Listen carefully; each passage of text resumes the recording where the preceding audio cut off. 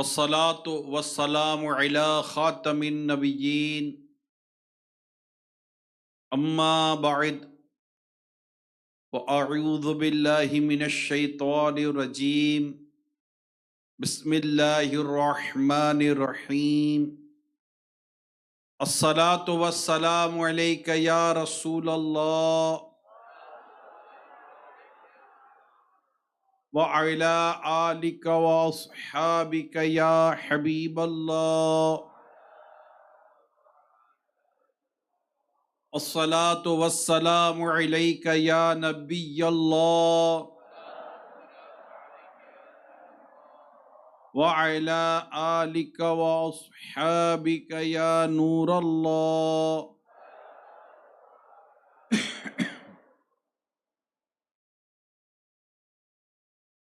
نویت سنت الاعتکاف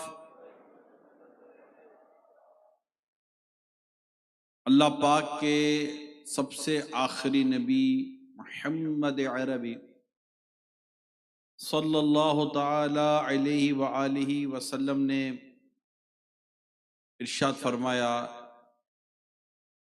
تم مجھ پر درود بھیجو، اللہ پاک تم پر رحمت بھیجے گا۔ صلو علی الحبیب صلی اللہ تعالی علی محمد وعلی آلہ وصحبہ وبارک وسلم۔ حضرت سیدنا ابو الحسن صفار رحمۃ اللہ تعالی علیہ فرماتے ہیں، ہم مشہور محدث حضرت سیدنا حسن بن سفیان نسوی رحمۃ اللہ تعالی علیہ کی خدمت میں رہا کرتے تھے۔ آپ بہت بڑے عالم تھے اور آپ کی علمیت کی شہرت دور دور تک پھیلی ہوئی تھی۔ علم دین حاصل کرنے کے شوق میں کہاں کہاں سے عاشقان علم دین آپ کے پاس حاضر ہوا کرتے تھے، آپ سے حدیثیں سنتے، علم دین حاصل کرتے۔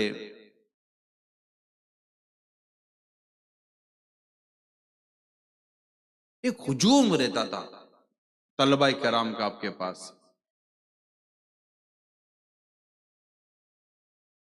ایک بار انہوں نے فرمایا، جب طلبہ کرام ان کے پاس جمع تھے تو بعض اوقات استاد یا مینٹور یا جو بھی اس طرح کے ہمارے جو بڑے ہوتے ہیں، یہ اپنی کوئی نہ کوئی بایوگرافی، ہماری کوئی نہ کوئی بات ماضی کی ہمارے ساتھ شیئر کرتے ہیں، اور اس کا پرپس سم ٹائم موٹیویشن ہوتا ہے کہ یہ سن کر ہمارے جو اسٹوڈنٹس ہوتے ہیں، طلبہ کرام ہوتے ہیں، پڑھنے والے ہوتے ہیں، والد صاحب اپنے بچوں کے آگے کرتے ہیں، استاد اپنے شاگردوں کے آگے کرتے ہیں، سم ٹائم پیر اپنے مریدوں کے آگے یہ بات کرتے ہیں۔ ہر ایک کے آگے نہیں کر سکتا، ہر ایک کی پڑھی بھی نہیں ہوتی کہ کیوں اتنا بول رہا ہے، لیکن ہمارے استاد اور دیگر جو ہمارے بڑے ہوتے ہیں وہ اپنی ماضی کو اور اپنی کسی نہ کسی چیز کو، اسٹرگل کو سم ٹائم شیئر کرتے ہیں اپنے اسٹوڈنٹس کے ساتھ۔ تو انہوں نے اپنا اس طرح کا ایک واقعہ بیان کیا، کہتے ہم نوجوان تھے اور علم دین سیکھنے کا ہمیں بہت شوق تھا۔ کہتے میری بڑی خواہش تھی کہ میں حدیث اور فقہ کا علم حاصل کروں۔ میں اور میرے ساتھ چند دوست مل کر ہم مصر کی طرف روانہ ہوئے، ایجپٹ، اور ہم نے ایسے اساتذہ علماء کو تلاش کیا کہ جو بہت زیادہ حدیث کے اور فقہ کے ماہر ہوں، اور شہرت ہو جاتی ہے اس طرح پڑھانے والوں کی۔ بڑی بڑی تلاش کے بعد، کیا کہتے ہیں، بڑی تلاش کے بعد ہمیں اتنے بڑے محدث ملے، عالم ملے، فقاہت ان کی بڑی زبردست تھی۔ وہ ہمیں روزانہ چند حدیثیں املا کرواتے تھے، لکھواتے تھے، ہم یاد کرتے تھے۔ ہم جتنے بھی دوست آئے تھے ہم ایک مسجد میں رہا کرتے تھے.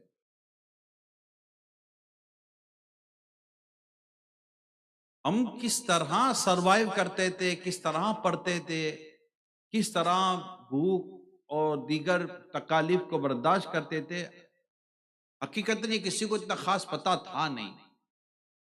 ہم بھی باہر سے آئے ہوئے تھے، مسجد میں رہتے تھے. تنگ دستی اور غربت انتہا کو پہنچی ہوئی تھی.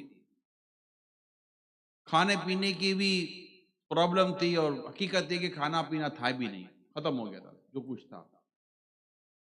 3 دن 3 راتیں اسی طرح بھوک میں گزر گئی ہماری. چوتھے دن بھوک کی وجہ سے ہماری حالت انتہائی ناگفتہ بے تھی. کہتے میں نے مسجد کے کونے میں نماز شروع کر دی. اللہ پاک سے مختلف بابرکت ناموں کے وسیلے دے کر دعا کی کہ اللہ پاک ہم پر رحمت فرمائے، ہم پر کرم فرمائے. ہماری حالت بڑی عجیب و غریب ہو رہی تھی. علم دین بھی حاصل کرنا تھا، کمزوری بھی ہو گئی تھی، بھوک بھی لگی ہوئی تھی، کھانا 3 دن سے نہیں کھایا، چوتھا دن ہے ہمارا. ہم آگے چلیں گے کیسے؟ چھوڑ کر بھی نہیں جا سکتے تھے علم دین جو پڑھنا تھا. کہتے میں نے اپنے رب کی بارگاہ میں دعا کی، یا اللہ ہم پر رحمت فرما. میں نے کچھ بابرکت ناموں کے وسیلے اللہ پاک کی بارگاہ میں پیش کیے. کہتے جب میں دعا سے فارغ ہوا تو مسجد میں ایک نوجوان داخل ہوتا ہے اور کہتے ہیں حسن بن سفیان کون ہے؟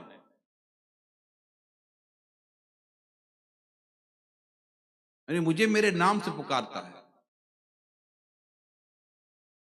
میں نے کہا فرمائیے میں ہوں. تو کہا ہمارے شہر کے جو حاکم ہیں انہوں نے آپ کے لیے کھانا بھجوایا ہے. کہا میرے لیے کھانا بھجوایا؟ ہاں آپ کے اور آپ کے دوستوں کے لیے کھانا بھجوایا. اب وہ کہہ رہے تھے ہم تو یہاں ہیں، کسی کو کیا پتا کہ ہم یہاں ہیں اور ہم بھوکے ہیں وغیرہ وغیرہ.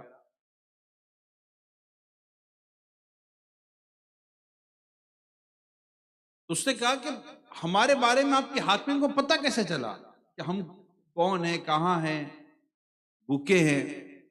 نوجوان کہنے لگا کہ میں اپنے حاکم جو میرے بڑے ہیں، میں ان کا ایک آدمی ہوں، خدمت گزار ہوں. آج صبح انہوں نے مجھے بلایا اور کہا کہ فلاں محلے کی فلاں مسجد میں جاؤ، یہ کھانا اور رقم بھی ان کو جا کر آپ پیش کرو اور بڑے احترام کے ساتھ ان سے بات کرنا. وہ دین کے طالب علم ہیں، 3 دن سے بھوکے ہیں. میری طرف سے ان سے معذرت بھی کہنا. ان کی حالت سے میں ناواقف تھا، حالانکہ وہ میرے شہر میں ہے، میں شہر کا بڑا ہوں، میں بڑی معذرت چاہتا ہوں. اس نوجوان نے ہمیں بتایا کہ جب میں نے میرے حاکم سے پوچھا، یعنی خادم خود کہہ رہا ہے کہ جب میں نے اپنے بڑے سے پوچھا کہ واقعہ کیا ہے، آپ کو کیسے پتا چلا کہ یہ لوگ مسجد کے اندر ہے؟ اس نے کہا کہ میں بستر پہ لیٹا ہوا تھا کہ میری آنکھ لگی، خواب میں ایک گھوڑ سوار آیا. اس کے ہاتھ میں ایک نیزہ تھا اور بڑی نوکیلا نیزہ تھا، اور اس نے میرے پہلو پر نیزہ چبویا، مطلب لگا مجھے. اور میں گھبرا کر میری آنکھ کھلی تو اس نے کہا کہ فوراً اٹھو، اور حسن بن سفیان اور ان کے جو دوست ہیں جو دل میں دین حاصل کرنے کے لیے آئے ہیں، مسجد میں ہیں، مسافر ہیں، 3 دن سے بھوکے ہیں، ان کو کھانا پیش کرو، ان کی خدمت کرو. تو میں نے ان کو پوچھا کہ آپ کون ہیں؟ تو اس نے کہا کہ میں جنت کے فرشتوں میں سے ایک فرشتہ ہوں، مجھے اللہ پاک نے بھیجا ہے کہ یہ علم دین سیکھنے والے طلبہ کرام جو ہیں یہ بھوکے ہیں، تکلیف میں ہیں، تم جا کر ان کی مدد کرو اور ان کی اس پریشانی کو دور کرو. کہتے اتنا کہنے کے بعد وہ جو سوار تھے وہ تو میری آنکھوں سے اوجھل ہو گئے، اور میرے پہلو میں اس وقت درد بھی تھا. جب میں اٹھا تو میں نے آپ کو یہ کھانا دیا اور یہ کھانا آپ ان کو پیش کر دیا. حضرت حسن بن سفیان بڑی پیاری بات بیان کرتے ہیں، جن کا نام لے کے یہ سارا معاملہ ہوا کہ ہم بڑے حیران ہوئے اور یہ واقعہ سن کر ہم نے اللہ پاک کی بارگاہ میں سجدہ شکر ادا کیا۔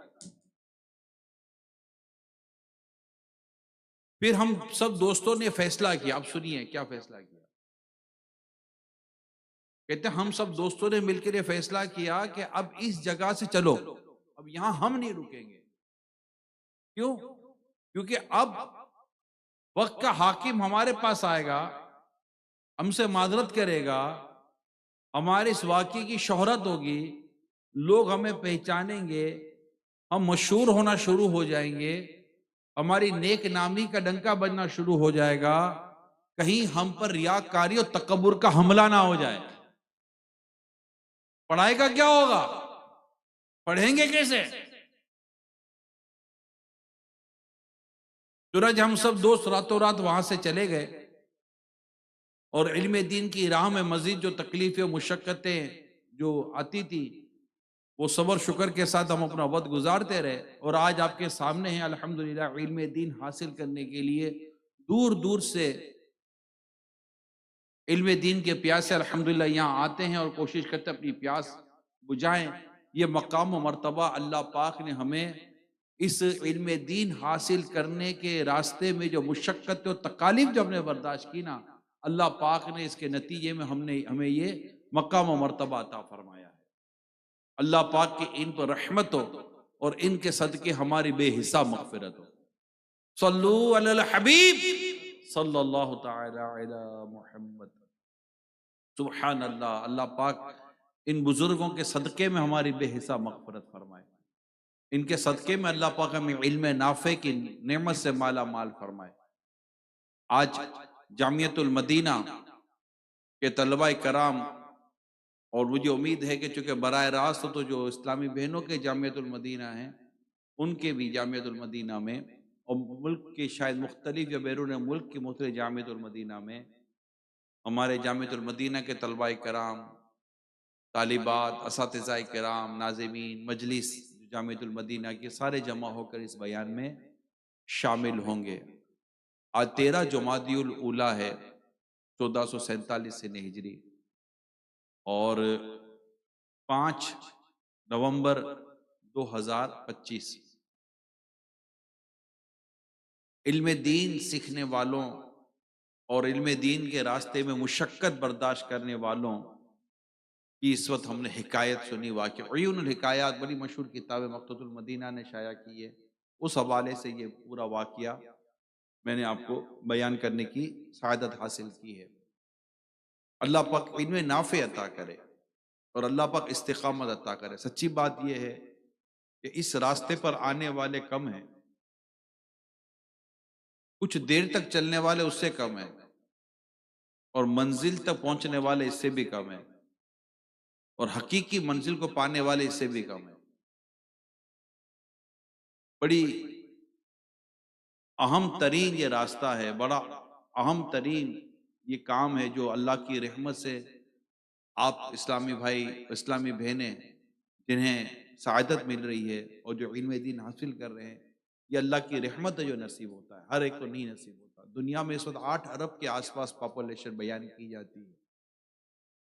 آپ بھی صرف سر جھکا کر غور کریں کہ مجھ میں ایسا کیا ہے، مجھ میں ایسا کیا ہے کہ جو میرے سامنے حدیث کی کتاب ہے اور علم دین کی کتاب اور قرآن میرے سامنے کھلا ہوا ہے، اور میں اللہ پاک کا دین سیکھ رہا ہوں، اللہ پاک کا دین پڑھ رہا ہوں، اور میں عالم دین بننے کی طرف میں بڑھ رہا ہوں۔ مجھ میں ایسا کیا تھا جو 8 ارب کی یا اس سے کم یا زیادہ کی پاپولیشن میں سے اللہ پاک نے مجھے چنا ہے کہ تم یہ علم دین کی طرف آؤ اور علم دین حاصل کرو۔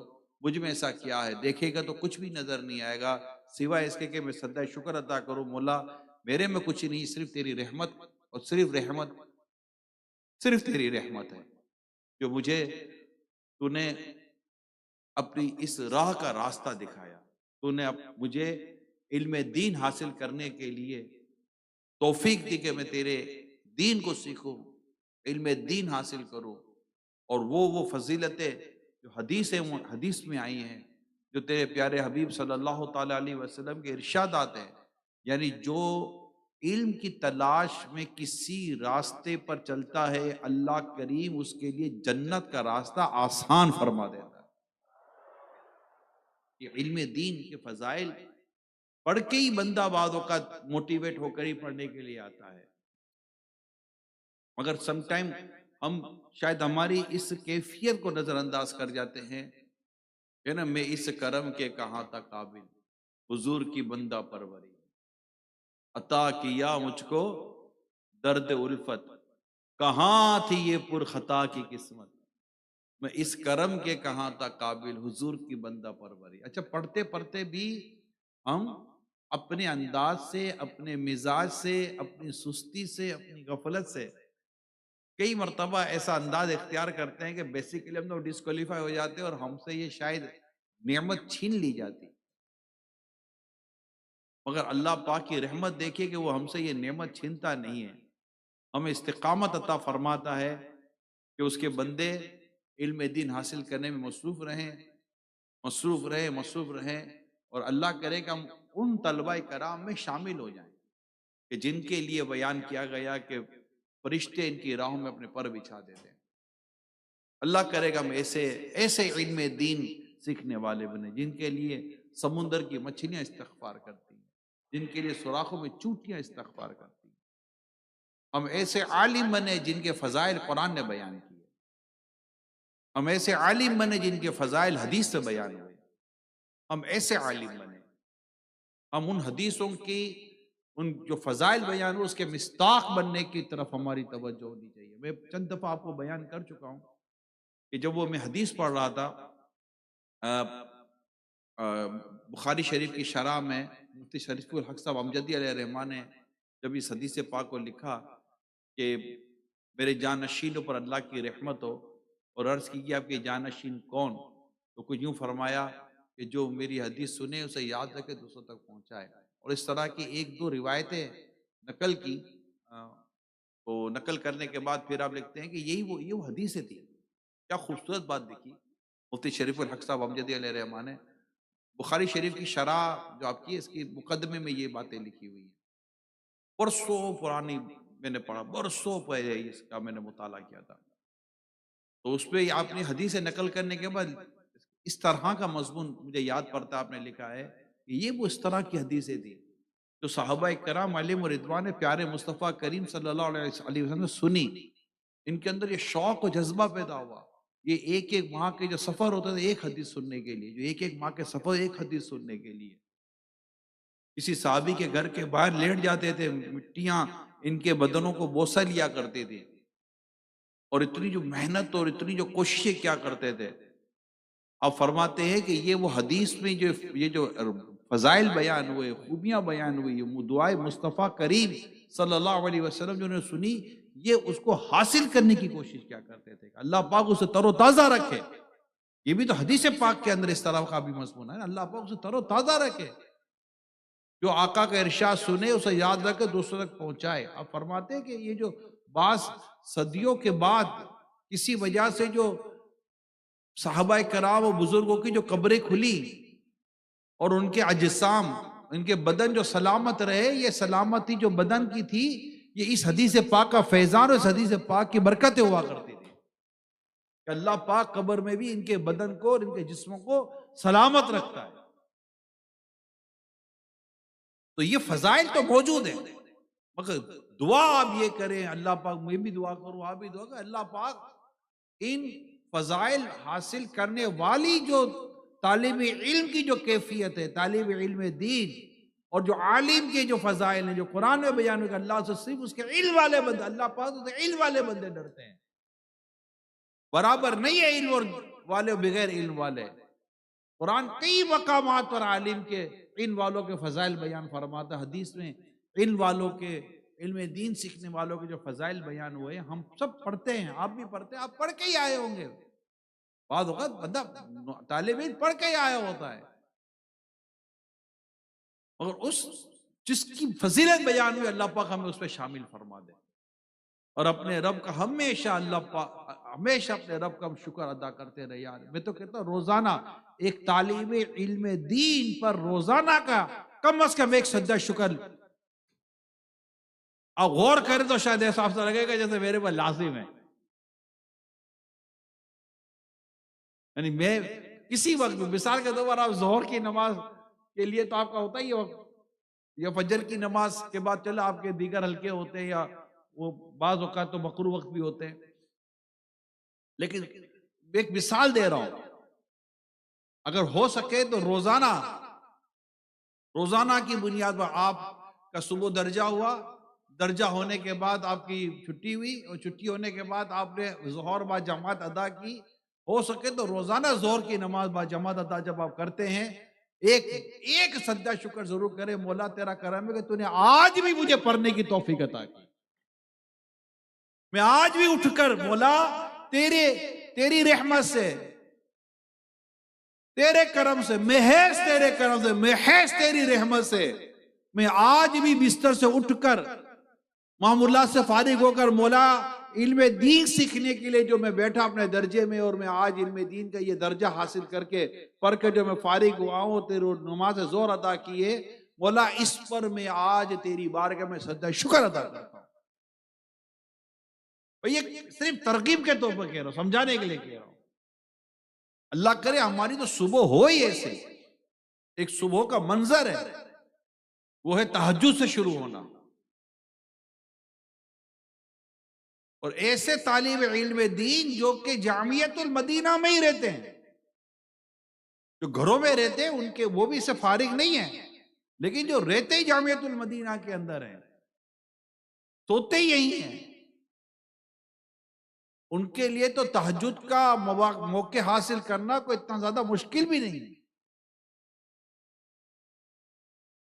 اور اس کے بعد فجر با جماعت ادا کرنا، اس کے بعد قرآن کریم کی تلاوت کرنا، اگر روزانہ یہ معمول، روزانہ فجر کی نماز و تلاوت قرآن کریم، یعنی آپ کا جو درجہ شروع ہوتا ہے، یہ درجہ شروع ہونے سے پہلے کی بات کر رہا ہوں میں، اشراق چاش کے نوافل ادا کرے، یہ ایسی روٹین بن جاتی ہے۔ میں آپ کو صحیح بتا رہا ہوں، سم ٹائم یہ جو 92 جو آپ کے جو نا نیک اعمال، یار یہ کیسے ہوگا، یہ بعد وقت جب روٹین میں آ جاتے ہیں، جیسے بے عملی روٹین میں آتی ہے نا، بے عملی ہماری روٹین کا حصہ بن جاتی ہے، اسی طرح کچھ عرصہ اگر کوشش کرے تو یہ عمل ہماری روٹین کا حصہ بن جاتا ہے،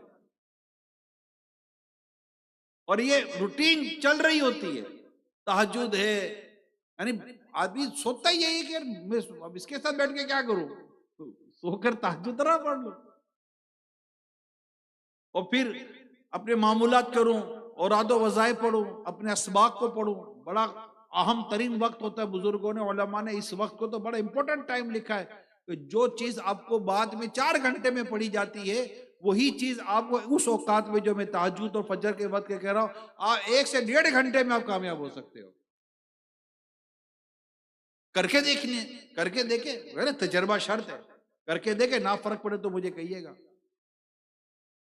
اور پھر قرآن کریم کی تلاوت، اب آپ ناشتہ وغیرہ کر کے، یعنی یہ آپ کے دن کا آغاز ہے نا، اور اگر اس کے بعد 1-1.5 گھنٹے کا آرام بھی ملتا ہے، پورا پاسبل ہے آرام بھی ملتا ہو بعضوں کو، لیکن اب آپ درجے میں جا رہے ہیں تو جا کر آپ کوشش یہ کریں کہ اللہ پاک کی بارگاہ میں دعا کر کے جائے روزانہ، یا اللہ تیرا کرم ہے کہ تو نے ایک بار پھر مجھے توفیق عطا کی، میرے دن کا آغاز ہے، مولا کریم مجھے علم نافع عطا کر، اور مجھے استقامت عطا کر، اور میں تیری رضا کے لیے علم دین سیکھوں، اور مجھے اس کے صحیح پڑھنے اور اس کی صحیح تبلیغ اور اس کو صحیح اور تیرے بندوں تک پہنچانے کی توفیق عطا کر۔ روزانہ دعا کرتا رہے، ہم دعا سے غافل ہو جاتے ہیں۔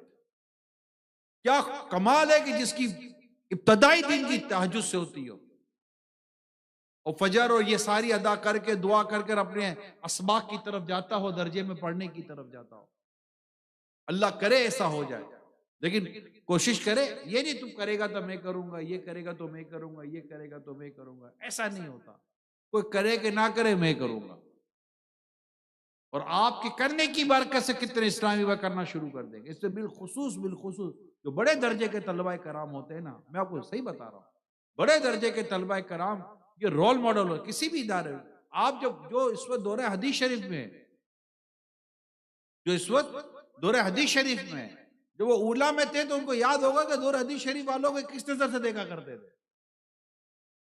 آج آپ دور حدیث شریف میں ہیں، آج اولا والے اور اس کے بعد والے، پہلے فرسٹ ایئر والے، سیکنڈ ایئر والے، تھرڈ ایئر والے، یہ آپ کو کس نظر سے دیکھتے ہوں گے؟ رش بھی کرتے ہوں گے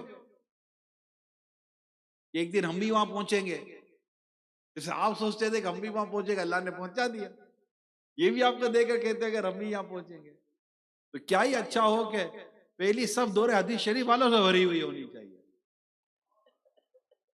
آپ اس پورے جامعۃ المدینہ میں جس میں آپ پڑھ رہے ہیں، جو دورہ حدیث شریف جہاں ہے، اسپیشلی بات کر رہا ہوں، یا جس بھی جامعۃ المدینہ میں جو سب سے بڑا درجہ ہوگا، کہیں کہاں تک سارے جامعۃ المدینہ میں دورہ حدیث شریف تو نہیں ہے، لیکن کوئی نہ کوئی میکسیمم کلاس تو ہے ہی نا ہر جامعۃ المدینہ کے، بھائی یہ سب سے بڑی کلاس یہی ہے، 5th ایئر ہوگا، 6th ایئر ہوگا، کوئی نہ کوئی تو سال ہوگا ہی نا جو سب سے زیادہ ہے۔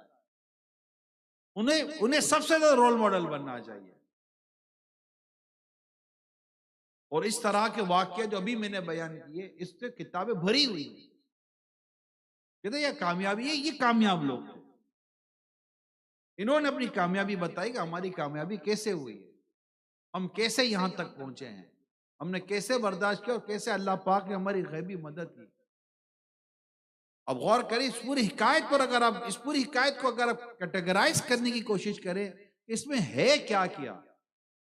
آپ کو سب سے پہلے بھوک اور تنگ دستی کو برداشت کرنا ملے گا، اور اس کیفیت میں علم دین سے دور نہ ہونا ملے گا۔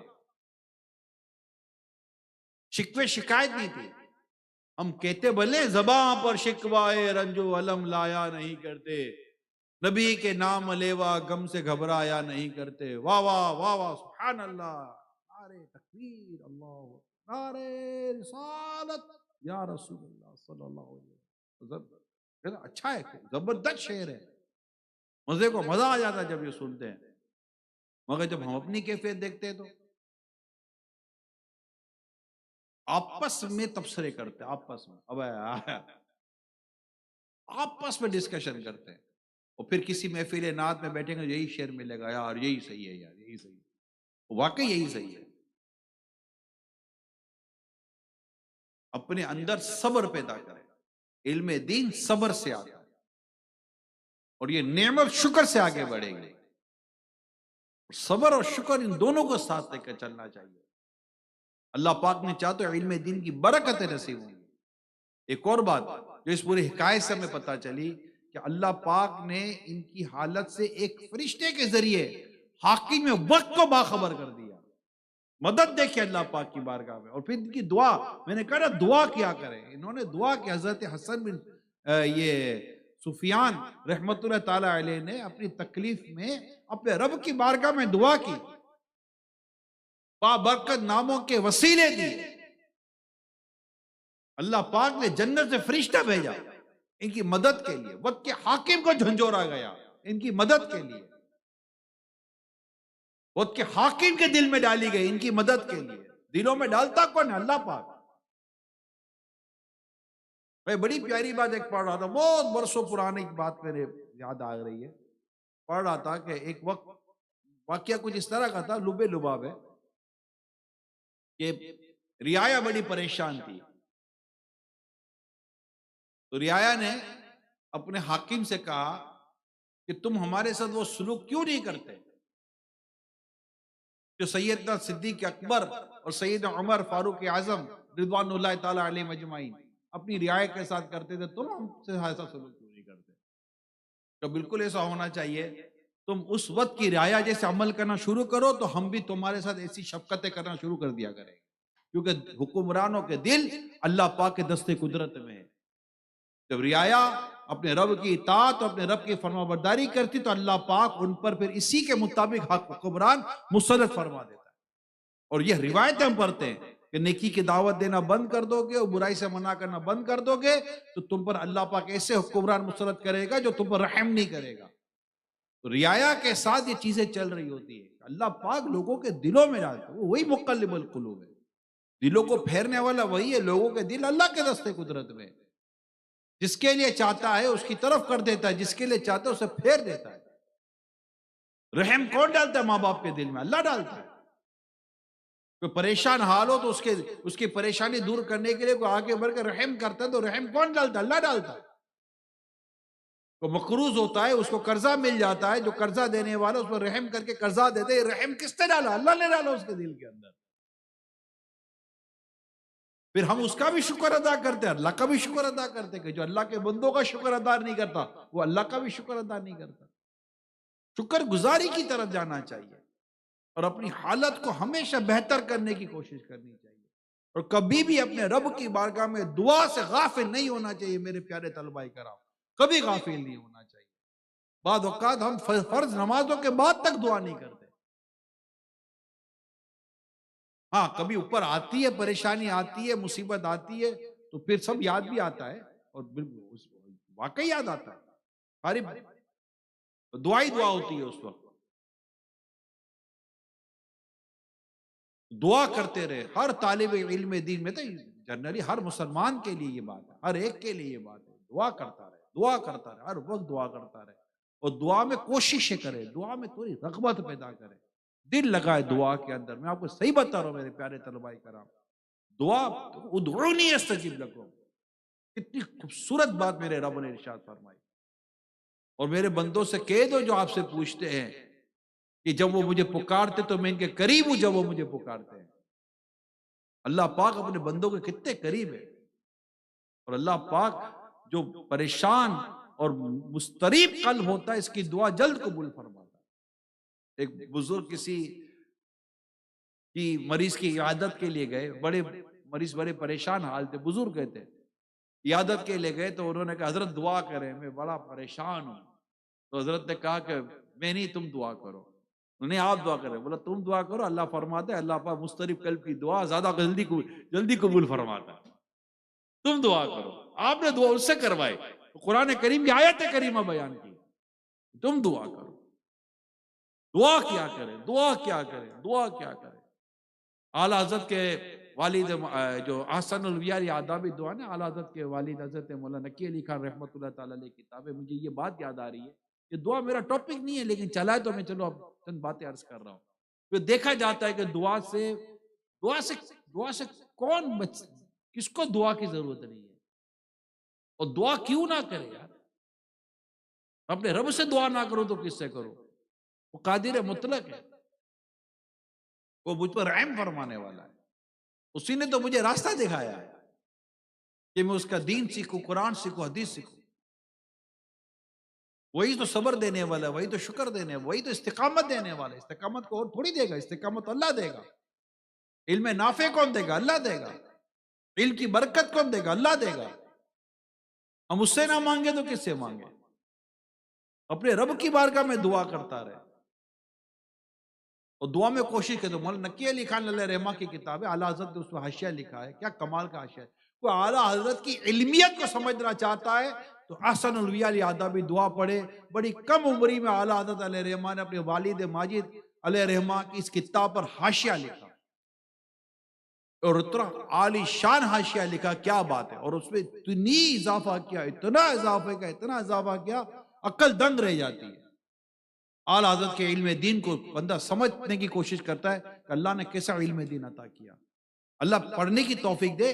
یہ اردو میں بھی ہے، یہ ہے اردو میں بیسیکلی، لیکن اس کو مزید آسان اور اس کی تسہیل کر کے جو مقتۃ المدینہ نے شائع کیا، اس کا نام ہے فضائل دعا. میں تو کہتا ہوں جو دعا کون نہیں کرتا، ہر دعا کرنے والے کو تو یہ کتاب پہلا ضرور پڑھنی چاہیے. بڑی خوبصورت بات لکھی ہے کہ دعا ایک بات ہے جس کا مجھے خلاصہ یاد رہ گیا، اور بڑی ایمان افروز وہ جملہ ہے اگر دعا کوئی دل سے سنے. کہ آپ لکھتے ہیں کہ دعا مانگنے والے دعا کرتے کرتے دعا جس سے تو کر رہا ہے، تو جس سے دعا کر رہا ہے اس کی یاد میں، اس کے ذکر میں اتنا کھو جا کہ تجھے یہ بھی یاد نہ رہے کہ تجھے چاہیے کیا.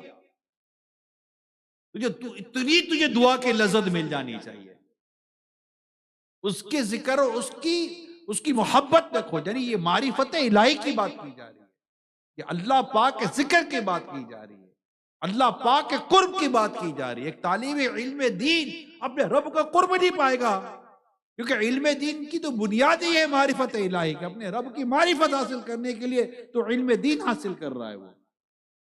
اور دعا میں بندہ اپنے رب کے بے انتہا قریب ہو جاتا ہے، اس کی رحمت کے بے انتہا قریب ہو جاتا ہے، تو اپنے سر کو جھکا کر آنکھوں کو نیچی کر کے اپنے رب سے ہاتھ اٹھا کر دعا مانگتا ہے، اور اس کا رب جانتا ہے میرا بندہ مجھ سے کیا مانگ رہا ہے، میرے بندے کی حالت کیسی ہے، اس کے گھر کی حالت کیسی ہے، اس کی اپنی کیفیت کیسی ہے، اور پھر اللہ پاک اسے استقامت کی نعمت سے مالا مال فرما۔ سب سے اہم دو تین چیزیں طلبہ کرام کے لیے بڑی امپورٹنٹ ہوتی ہیں۔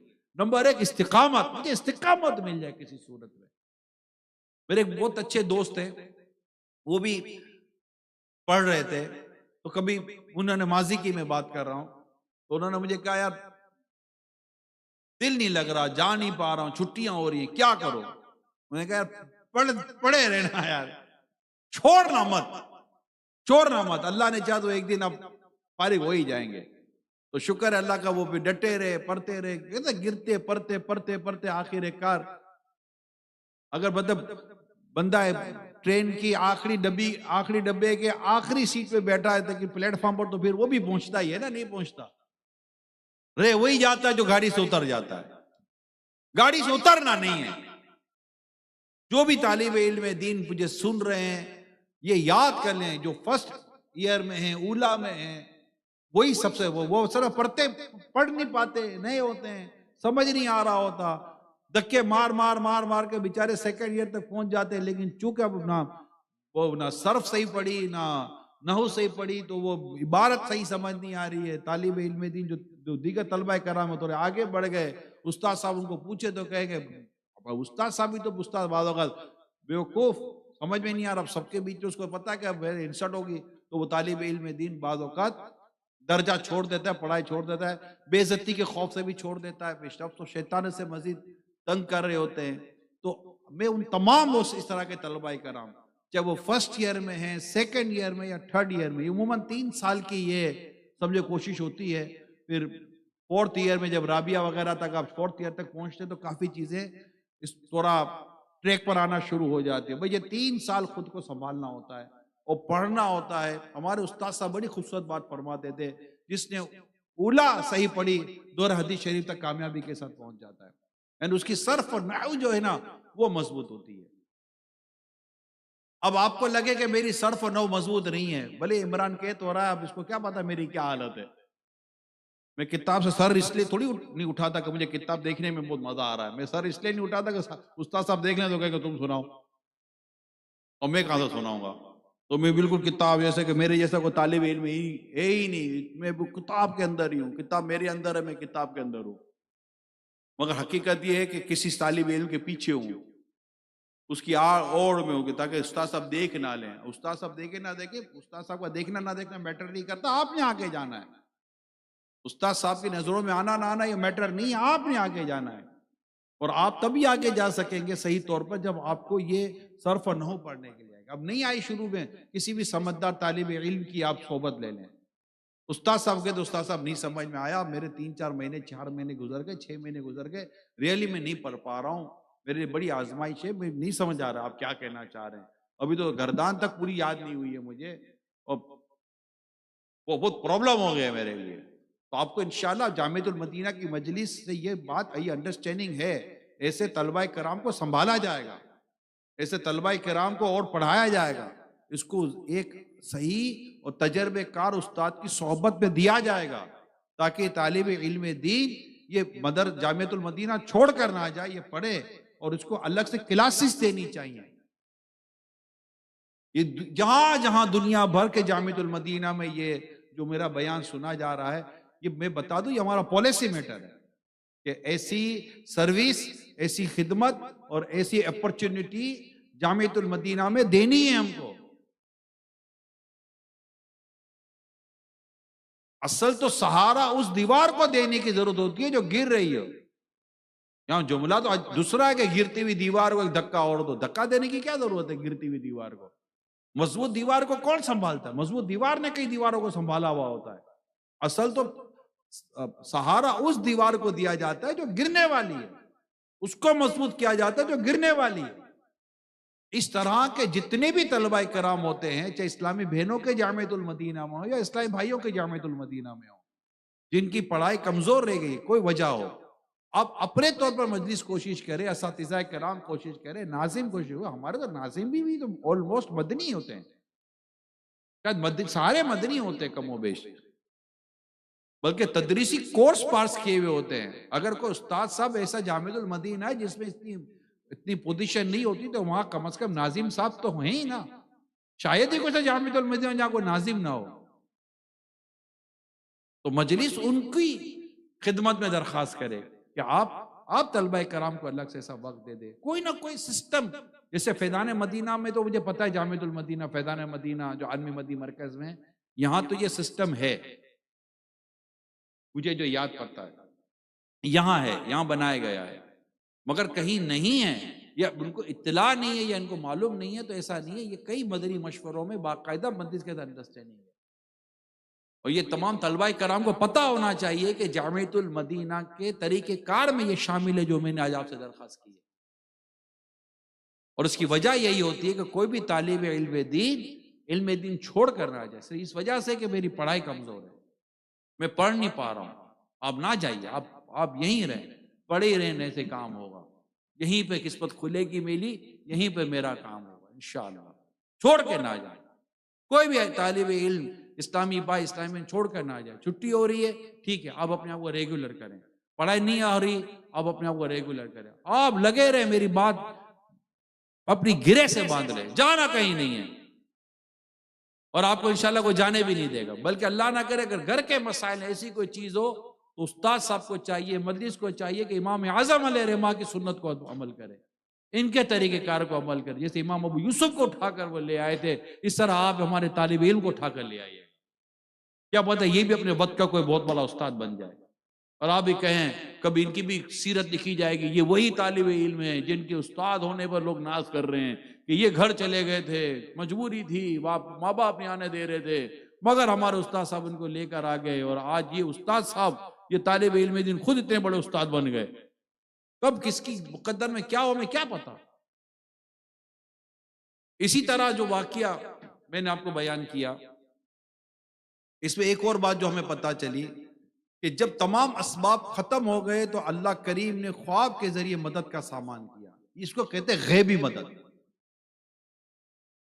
غیبی مدد ہوتی ہے اور اس کا انتظار کرے کہ میری غیبی مدد ہوگی. جو قند ذہن ہوتے ہیں نا، جن کو ایسا لگتا ہے کہ میں پڑھ نہیں پا رہا ہوں، روئے اپنے رب کی بارگاہ میں. یار روئے. کون ہے جو دماغ کی گرے کھولے گا؟ کون ہے جو سمجھنے کی صلاحیت دے گا؟ کون ہے؟ قلب کی گہرائی سے آواز آتی ہے، اللہ اللہ اللہ. میرا اللہ ہے جو میرے دماغ کی گرے کھول دے گا، میرے سینے کو کشادہ کر دے گا، مجھے سمجھنے کی صلاحیت دے دے گا. جب وہ نابینا کو ایسی صلاحیت دے دیتا ہے جو انگلی کے ذریعے علم حاصل کر کے قرآن کریم یاد کر لیتا ہے، کون ہے جو اسے یہ صلاحیت دیتا ہے؟ کون ہے جو اسے قوت دیتا ہے؟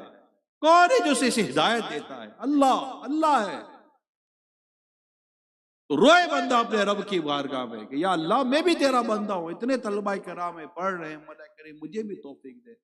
کبھی غفلت میں پڑ گیا ہے، اللہ نہ کرے گناہوں میں پڑ گیا ہے، یا اللہ نہ کرے کوئی اور اس کو پرابلم ہو گیا ہے. جاتے کیوں ہو یار؟ جائے کیوں طالب علم دین؟ جائے کیوں؟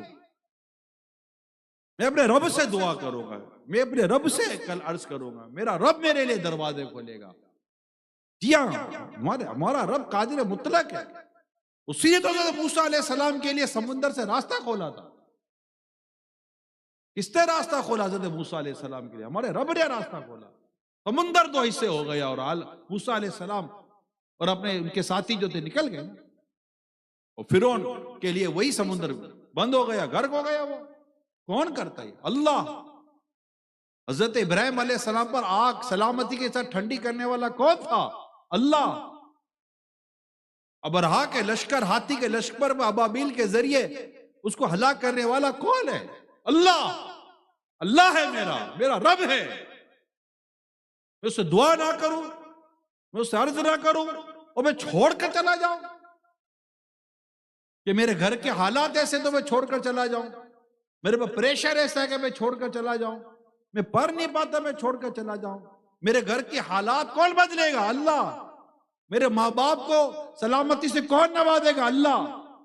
مجھے استقامت کون دے گا؟ میرا اللہ. میں اس سے دعا تو کروں، سے عرض تو کروں، مولا میں بھی تیرا بندہ ہوں، میں جانا نہیں چاہتا پڑھائی چھوڑ کر، مجھ پر کرم کر دے مولا. میں علم دین حاصل کرنا چاہتا ہوں، تیری رضا کے مطابق حاصل کرنا چاہتا ہوں، اور حاصل کر کے میں تیرے دین کا ڈنکا بجانا چاہتا ہوں، تیرے دین کی خدمت کرنا چاہتا ہوں. میں تیرے ان خوش نصیب بندوں میں شامل ہونا چاہتا ہوں کہ جو تیرے دین کی خدمت کرتے کرتے دنیا سے گئے. مولا مجھے اس دنیا کی خاک کے حوالے نہ کر، مجھے تو تیرے دین کے لیے قبول فرما. راستہ تو اللہ کھولے گا.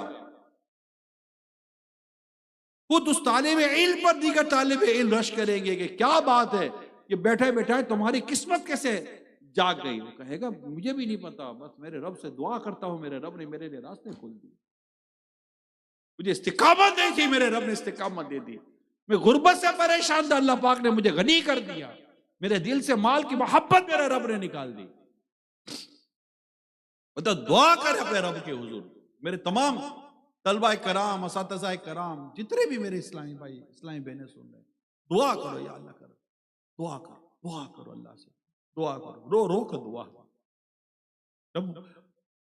سوچئے اللہ رحم کرنے والا ہے، ماؤں سے بڑھ کر اللہ رحم کرنے والا ہے. جب بندہ روئے اپنے رب کے حضور تو اللہ پاک اس پر بڑی رحمت کی نظر ڈالتا ہے، وہ کرم کر دیتا ہے. اور اچھا دعا اگر ہم نے کی بھی اور اس دعا میں روئے بھی، اپنے دل پر ہاتھ رکھ کے کہو یہ دعا کی تو یہ دعا کرنے کی توفیق کس نے دی؟ اگر آنکھ سے آنسو نکلا تو یہ آنکھ سے آنسو نکلنے کی سعادت کس نے عطا کی؟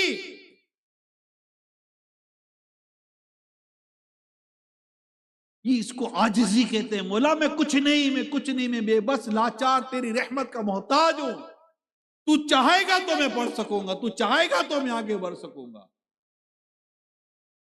میں تیرے سپرد ہوں میرے مولا. مجھے اس علم دین کی نعمت سے دور نہ فرمانا، اور میرے دل کو کھول دے، میرے سینے کو کھول دے، میرے ذہن کو کھول دے، مجھے کشادگی عطا فرما دے کہ میں پڑھوں تو مجھے یاد ہو جائے. اپنے رب سے ہمیشہ دعا کیا کرے. ہمارا تو یہ کیا، ہمارے شروع اسمبلی جس کو کیا کہ دعائے مدینہ کہتے ہیں، اس کو دعائے مدینہ ہے، اسی میں کر لیا کرے. 5 سیکنڈ میں کر لیا کرے، تھوڑے لمحوں میں کر لیا کرے، دل ہی دل میں کر لیا کرے. اگر کوئی موقع نہیں ملتا دعا کر لیا کرو یار، دل سے دیا. درجے میں بھی کبھی پھنس جاؤ تو دعا کر لیا کرو. میں تو یہ مشورہ دوں گا آپ کو، یا اللہ بچا لے. تو صحیح بتا رہا ہوں. آپ دیکھیے حضرت عمر فاروق اعظم رضی اللہ تعالیٰ عنہ اسلام کے دوسرے خلیفہ ہیں، مسلمانوں کے دوسرے خلیفہ ہیں، حضرت سید عمر فاروق اعظم رضی اللہ تعالیٰ عنہ. ایک شخص آ رہا تھا، ہاتھ میں شراب کی بوتل تھی، دیکھا دور سے عمر فاروق اعظم رضی اللہ تعالیٰ عنہ آ رہے. ویسی آپ کی ہیبت و دہشت تھی، آپ کی ہیبت تھی، آپ کا جلال تھا. اسے دور سے دیکھا کہ یہ تم سے پوچھے کہ بتا بوتل میں کیا ہے؟ بوتل میں تھی شراب. اب کیا کرو؟ وہی دل ہی دل اپنے رب سے دعا کر رہا ہے، یا اللہ پاک مجھے تیرے بندے عمر کے آگے شرمندہ نہ کرنا. میں توبہ کرتا ہوں مولا، آج کے بعد شراب نہیں پیوں گا. ابھی یہی چل رہی ہے. کتنی دیر لگتی ہے؟ آپ آ گئے قریب. وہ فرمایا بتا اس بوتل میں کیا؟ کہا سرکہ. بتا سرکہ ہے. نکالا تو وہ اللہ تعالیٰ نے شراب کو سرکہ بنا دیا. کتنی دیر لگی؟ اچھا ایسے کتنے واقعات سنا تو میرا بیان اتنی دعا پر چلتے چلتے چلتے شاید میں آپ کے دنوں کے دن لے جاؤں. اتنے واقعات ہے قبولیت دعا کے. اللہ اپنے بندے کی دعا کیسے قبول فرماتا ہے؟ لمحوں میں بدل دیتا ہے اللہ پاک. دلوں کو بدل دیتا ہے، ذہنوں کو بدل دیتا ہے. اللہ ہی ہے استقامت دینے والا. لہذا میرے جتنے طلبہ کرام الحمدللہ رب العالمین جامعۃ المدینہ میں پڑھ رہے ہیں، بس یہ طے کر لے کہ میں چھوڑ کے جامعۃ المدینہ نہیں جاتا. اور دیگر طالب علم جو طلبہ کرام ہیں جن کو اللہ پاک نے نوازا ہے، اللہ پاک نے جنہیں دیا ہے، جو پڑھ سکتے ہیں، جو سمجھ سکتے ہیں، سمجھا سکتے ہیں، انہیں چاہیے کہ ان طلبہ کرام کو جو طالب علم ہیں جو نہیں پڑھ پا رہے، ان پر آپ جا کے شفقت کریں. بعد ہوگا شرما حضوری میں نہیں آپ پتا، آپ ان پر ہنسے نہیں. اگر آپ میں اگر کوئی صلاحیت ہے تو وہ بھی تمہارے رب نے تمہیں دی ہے. اگر عقل ہے تو اللہ نے دی ہے. اور ایک طرح سے اس عقل کا اور اس سمجھداری کا شکر بھی یہ ہے، ایک شکر کا پہلو ہے کہ ہم اسے اس کے لیے خرچ کریں جو نہیں پڑھ پا رہے. میں ہوں نا آپ کو کیا پرابلم ہے؟ آپ کو آج جیسے درجے میں آپ بیٹھے، کلاس آپ کی ہو رہی ہے اور آپ کو پتہ ہی ہے 4 طالب علم میں جو نہیں پڑھ پا رہے، تو آپ اس کو فوکس کر لیں کہ آپ سب سے اچھے طالب علم ہیں، جو سب سے اچھا درجے کا طالب علم ہے، میں ان سے بات کر رہا ہوں. جب فرسٹ سیکنڈ تھرڈ فورتھ جو بھی 2 5 6 بہت اچھے طالب علم ہوتے ہیں. 100% طلبہ کرام ایک جیسے نہیں ہوتے، کچھ زیادہ ایکسٹرا آرڈنری ہوتے ہیں، بڑے خوبصورت انداز میں، بڑی فاسٹ، اس کا آئی کیو بڑا تیز ہوتا ہے، حافظہ بڑا اچھا ہوتا ہے، پڑھائی بڑی اچھی ہوتی ہے، استاد صاحب کے منظور نظر بنے ہوئے ہوتے ہیں، جبکہ اس پر نظر زیادہ ہونی چاہیے جو پڑھ نہیں پا رہا. اور یہ آگے بیٹھتے ہیں، استاد صاحب قریب بیٹھتے ہیں، استاد صاحب ان سے پوچھتے ہیں سناؤ سناؤ، وہ روزانہ ایک ہی سے سنا جا رہا ہے، وہ ایک ہی سنایا جا رہا ہے. استاد صاحب دیکھنا چاہیے کہ یہ نہیں سنا پا رہے، تو استاد صاحب انہیں بڑھ کر کہتے کہ بیٹا بتاؤ کیا پرابلم. آپ درجے کے بعد جب ختم ہو جائے زور کے بعد آنا، میں آپ کو لے کر بیٹھتا ہوں، کوئی پرابلم نہیں. یہ سب خدمت علم دین ہے. اور ایسے سمجھدار اور ذہین طلباء کرام سے میری درخواست کر رہا ہوں میں کہ پلیز اپنے درجے کے، اپنی کلاس کے ان کمزور طلباء کو سنبھالیں. یہ چلے جائیں گے، ورنہ تو چلے جائیں گے. کیا پتہ آپ کا ان کو وقت دینا، اللہ پاک آپ کی عقل میں اور آپ کے وقت میں اللہ اور برکت عطا فرما دے.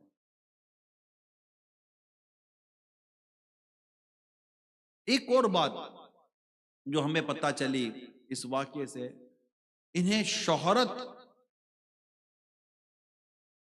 تو انہوں نے خود کو بچایا. آپ کو یاد ہوگا امام غزالی علیہ رحمہ کا واقعہ ممیل سننے سے سنتے رہتے ہیں کہ آپ کہیں موجود تھے اور کسی نے کہا قال غزالی، غزالی کہتے ہیں، تو آپ وہیں موجود تھے.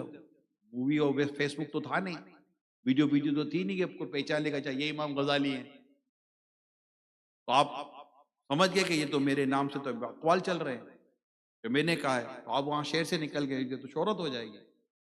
شہرت سے دور رہتے تھے، پڑھائی کرنی ہوتی تھی، کچھ کرنا ہوتا تھا. بعد اوقات شہرت، ایک تو امام غزالی علیہ رحمہ نے بڑی خوبصورت بات دیکھی کہ اللہ پاک نے اپنے کئی بندے جنہیں اللہ پاک نے مشہور کیا، ان کو شہرت اللہ نے دی، وہ شہرت کے پیچھے گئے نہیں.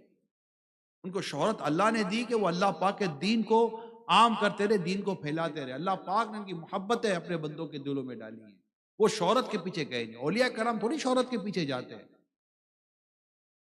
یہ اس وقت کی بات ہے. اور آج تو شہرت کے لیے باقاعدہ اتنا بڑا پلیٹ فارم موجود ہے سوشل میڈیا کا. تو ایسی ویڈیوز اب تو آپ سوشل میڈیا پر ویڈیو بنا کر آپ اپلوڈ کر دو اور آپ سوچو گے کسی کوئی دیکھے گا نہیں تو بھی ڈالی کیوں تھی، کوئی دیکھے گا نہیں تو. اور بعض اوقات ایسی احمقانہ ویڈیوز بناتے ہیں. جی ہاں، یہ امامے والوں کی بات کر رہا ہوں، داڑھی والوں کی بات کر رہا ہوں، اور ان کے ساتھ ٹائٹل لگے ہوئے ہوتے ہیں، میں ان کی بات کر رہا ہوں.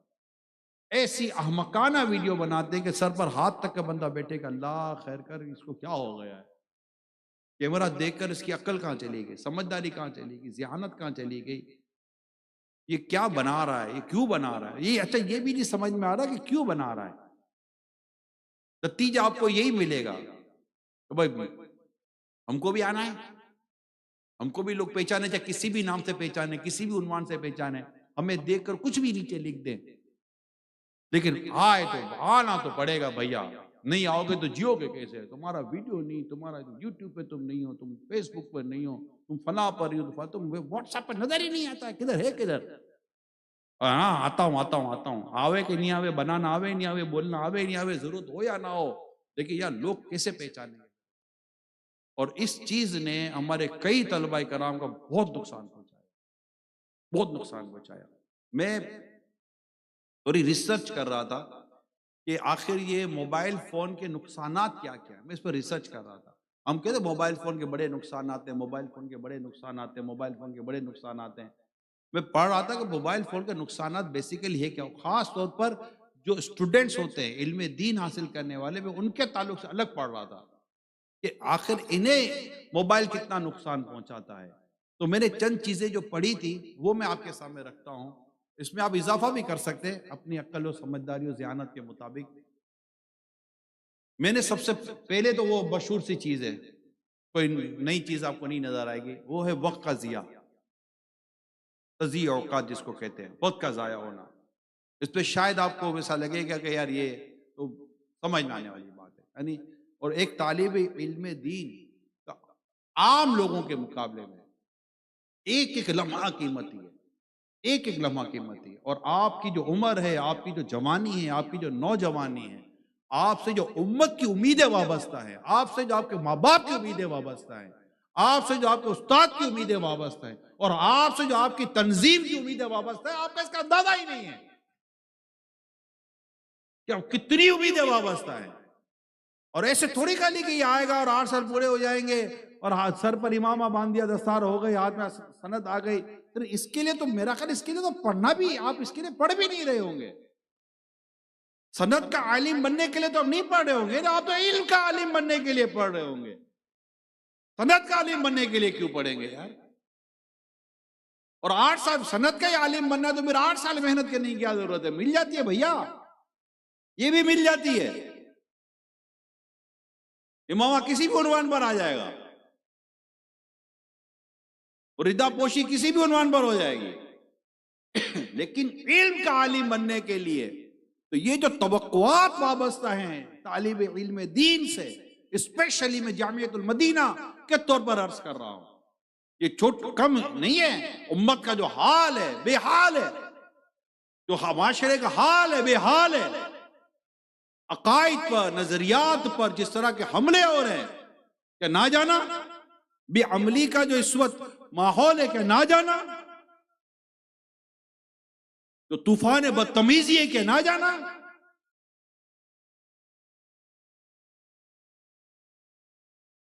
دنیاوی تعلیم کے نام پر جو کچھ تباہی آتی ہے کیا نہ جانا، میڈیا کے نام پر جو تباہی آتی ہے نہ جانا، کیا یہ پتہ نہیں ہے؟ اور ان سب کے لیے جہاں پر بہترین مبلغ اور عالم تیار ہوتے جامعۃ المدینہ ان میں سے ایک ہے۔ تو اب سوچئے کہ کتنی توقعات، کتنی امیدیں ہم سے وابستہ ہیں، اور خود آپ اپنی زندگی کا جائزہ لیں، کیا میں وقت ضائع کرنے کے لیے آیا ہوں؟ کیا میرے ماں باپ نے جو مجھے یہاں بھیج کر میرے والد صاحب کمپرومائز کر رہے ہیں، اگر میں گھر پر ہوتا تو والد صاحب کو کم از کم مہینے کے 25-30 ہزار روپے کما کر تو دے رہا ہوتا، مگر میرے والد صاحب کو میرے 25-30 ہزار یا 40 ہزار پر نظر نہیں ہے۔ میرے والد صاحب کو اس بات کی فکر ہے کہ میرا بیٹا عالم دین بن جائے، وہ وہاں پر محنت مزدوری کر یا کسی بھی طرح سے کمپرومائز کر۔ کیا ماں نہیں چاہتی کہ میں اپنے لگتے جگر کی روزانہ اس کو دیکھتی رہوں، اس کے ساتھ بیٹھوں، اسے 2 باتیں کروں؟ لیکن ماں قربانی دے رہی ہے کہ میرا بیٹا عالم دین بن جائے۔ آپ کے خاندان آپ سے امیدیں لگا کر بیٹے کہ عالم دین بن جائے گا، اور زبردست عالم دین بنے گا، اعلیٰ حضرت امام اہل سنت کی تعلیمات پر عمل کر کے اس تعلیمات کو عام کرنے والا بنے گا، اور جامعۃ المدینہ میں پڑھ کر دعوت اسلامی کا مبلغ بنے گا، مدنی بنے گا، اور دنیا بھر میں سنتوں کے دین کے کام کا ڈنکا بجائے گا۔ یہ توقعات اگر کوئی رکھتا ہے ہم سے تو کیا وہ رکھنے کا حق نہیں رکھتا؟ ہم نے خود داخلہ لے کر ہی کہا ہے کہ مجھ سے امید رکھو، انشاءاللہ میں آؤں گا ایک دن پڑھ کر، اور آ کر اللہ نے چاہا تو میں آپ کی امیدوں پر پورا اتروں گا، بلکہ آپ کی امیدوں سے بڑھ کر انشاءاللہ دین کی خدمت کروں گا۔ میں دنیا کے چپے چپے میں جاؤں گا، اور جہاں کوئی نہیں جاتا انشاءاللہ وہاں جاؤں گا۔ مجھے مال کی اور شہرت کی ہوس نہیں، مجھے اللہ پاک کا دین پھیلانا ہے۔ میرے زندگی کا مقصد تیرے دین کی سرفرازی میں، اسی لیے مسلمان میں، اسی لیے نمازی۔ یا تو ایسا پڑھوں گا کہ کچھ لکھ کر جاؤں، یا ایسا کروں گا کہ میرے بارے میں لکھا جائے گا۔ ایسا ہی نہیں زندگی گزاروں گا، ایسا ہی نہیں زندگی گزار دوں گا 8-8 سال 9-10 سال، ایسا ہی نہیں گزار دوں گا کہ 10 سال 8 سال پڑھنے کے بعد بھی سوچوں گا یار اب کیا کروں۔ اور اللہ کے بندو آج فیصلہ کرو کہ تمہیں کیا کرنا ہے۔ 8 سال 10 سال پڑھنے کے بعد بھی کوئی سوچتا ہے کہ اب کیا کروں؟ گاڑی لے کر روڈ پہ جا کر کوئی پوچھے کہاں جا رہے ہو، گاڑی چلا رہا ہوں پتہ نہیں کہاں جا رہا ہوں۔ کہاں جانا ہے آج آپ کو؟ ارے بھائی آپ کو تو گاڑی سٹارٹ کرنے سے پہلے پتا ہونا چاہیے تھا کہ میں نے کہاں جانا ہے۔ یا تو گاڑی سڑک پر لے آئے، روڈ پر لے آئے، کبھی رک رہے کبھی چل رہے، پیچھے ٹریفک بھی جام کر دی ہے۔ ایسے ڈرائیور کو پوچھو بھائی کہاں جا رہے ہو، کدھر جا رہے ہو، گاڑی چلا رہے ہو، سڑک پہ گھوم رہے ہو، پیٹرول بھی چل رہا ہے، وقت بھی چل رہا ہے، جانا کہاں ہے؟ یا پتہ نہیں جانا کہاں ہے، چل رہا ہوں، گاڑیاں جا رہی ہیں، میں بھی جا رہا ہوں۔ کبھی ایسا دیکھا ہے؟ آج آپ کو پتا ہونا چاہیے کہ میں نے کیا کرنا، پتا کیا ہونا چاہیے، پتا ہے، حقیقت تو یہ پتا ہے۔ آپ دورہ حدیث شریف میں آتے تب آپ کو ٹینشن شروع ہو جاتی ہے۔ آپ کو پتا ہے کہ میں نے ایک اچھا عالم دین بننا ہے، بس پتا ہے مجھے ایک اچھا عالم دین بننا ہے، اور جب میرا درس نظامی پورا ہو اور جب میں تدریسی ٹیسٹ دوں تو بہترین نمبر سے میں پاس ہو کے دکھاؤں گا۔ اگر دارالفتہ اہل سنت میں تخصص الفقہ کا ٹیسٹ ہو تو وہاں پر میں سب سے اچھے نمبر میں پاس ہو جاؤں گا۔ اگر تخصص الحدیث کا ٹیسٹ ہوگا انشاءاللہ وہاں میرا سب سے اچھے نمبر میرے ہوا کریں گے۔ تخصص دعویٰ میں اگر مجھے جانا ہوا تو انشاءاللہ وہاں سے میرا مطالبہ ہوگا، مجھے یہ طالب علم چاہیے، میں ایسا پڑھنا چاہتا ہوں، میں ایسا۔ تو کیا یہ عام نہیں ہے؟ بہترین مسجد سے میرے نام کی انشاءاللہ ڈیمانڈ آئے گی، یار مجھے یہ چاہیے کہ اس کی امامت بہت اچھی ہے، ان کی قرات بہت اچھی ہے، ان کا علم بہت اچھا ہے، ان کا بیان بہت اچھا ہے۔ دعوت اسلامی نے جو انداز دیا عنوانات کا، دعوت اسلامی جو انداز دیا بیانات کا، الحمدللہ یہ وہ اسی طرح بیان کرتے ہیں۔ ہمارے مسجد کے نمازیوں کو ایسے امام کی ضرورت ہے جو ان کے جملہ مسائل کو سمجھتا ہو، ان کے گھریلو مسائل ان کے بیان سے حل ہوتے ہوں، ان کے اجتماعی اور معاشرتی اور معاشی مسائل ان کے بیان سے حل ہوتے ہوں۔ بے نمازی ان کا بیان سن کر مسجد میں آ کر نمازی بن جاتا ہو۔ ایسے کئی امام دعوت اسلامی کا الحمدللہ جن کے وجود کی برکت سے الحمدللہ اس مسجد میں نمازیوں کی تعداد بڑھ جاتی ہے۔ آپ کوئی پوچھے یار میں کیا کروں، میں کیا بنوں، یہ ہے نا، ان میں سے آئے تو صحیح میدان میں، اور کمپٹیشن بہت ہے، یہ بھی بتا دوں میں، اس میں تو جو جتنی زیادہ کوشش کرے گا تو زیادہ آگے بڑھے گا۔ اب آپ بتائیے کہ اتنی بڑی، اتنا بڑا کام ہے، اتنی بڑی دنیا ہے، اتنا بڑا ویژن ہے، اور یہ بیٹھا ہوا موبائل پر مسکرا رہا ہے، موبائل پر بہت مسکرا رہا ہے، تجھے دیکھ کر رونا آ رہا ہے۔ آپ مسکرا رہے ہو موبائل پر، آپ کو دیکھ کر رونا آ رہا ہے۔ آپ موبائل نکال کیسے سکتے ہیں ان حالات کے اندر کہ جبکہ اتنا بڑا مطلب کہ مقصد آپ کے ذہن کے اندر ہے۔ وہ لگے یار یہ کہاں کی بات ہے۔ میں آپ کو بتاؤں پچھلے دنوں میں آؤٹ آف پاکستان میں تھا، پاکستان کے باہر ایک ادارے میں گیا۔ اب یقین مانے نہ مانے اس ادارے میں یہ اصول ہے کہ موبائل فون کسی طالب علم کے پاس نہیں، کسی بھی طالب علم کے پاس موبائل فون نہیں ہے۔ میں دیکھتا رہ گیا، نہیں ہمارے رول ہے موبائل فون نہیں ہوگا، لیکن ان کے موبائل نہیں، برا فون ہی نہیں ہے، ہمارا فون الاؤ ہی نہیں ہے۔ ہم ایسی زمین کی بات کر رہا ہوں، میں چاند پر نہیں گیا تھا، چاند پر تو پتہ نہیں کب جائیں گے کہ نہیں جائیں گے، میں اسی زمین کی بات کر رہا ہوں، پاکستان کے باہر کی بات کر رہا ہوں، ان کو علم دین سکھایا جا رہا تھا، ان کی بات کر رہا ہوں میں۔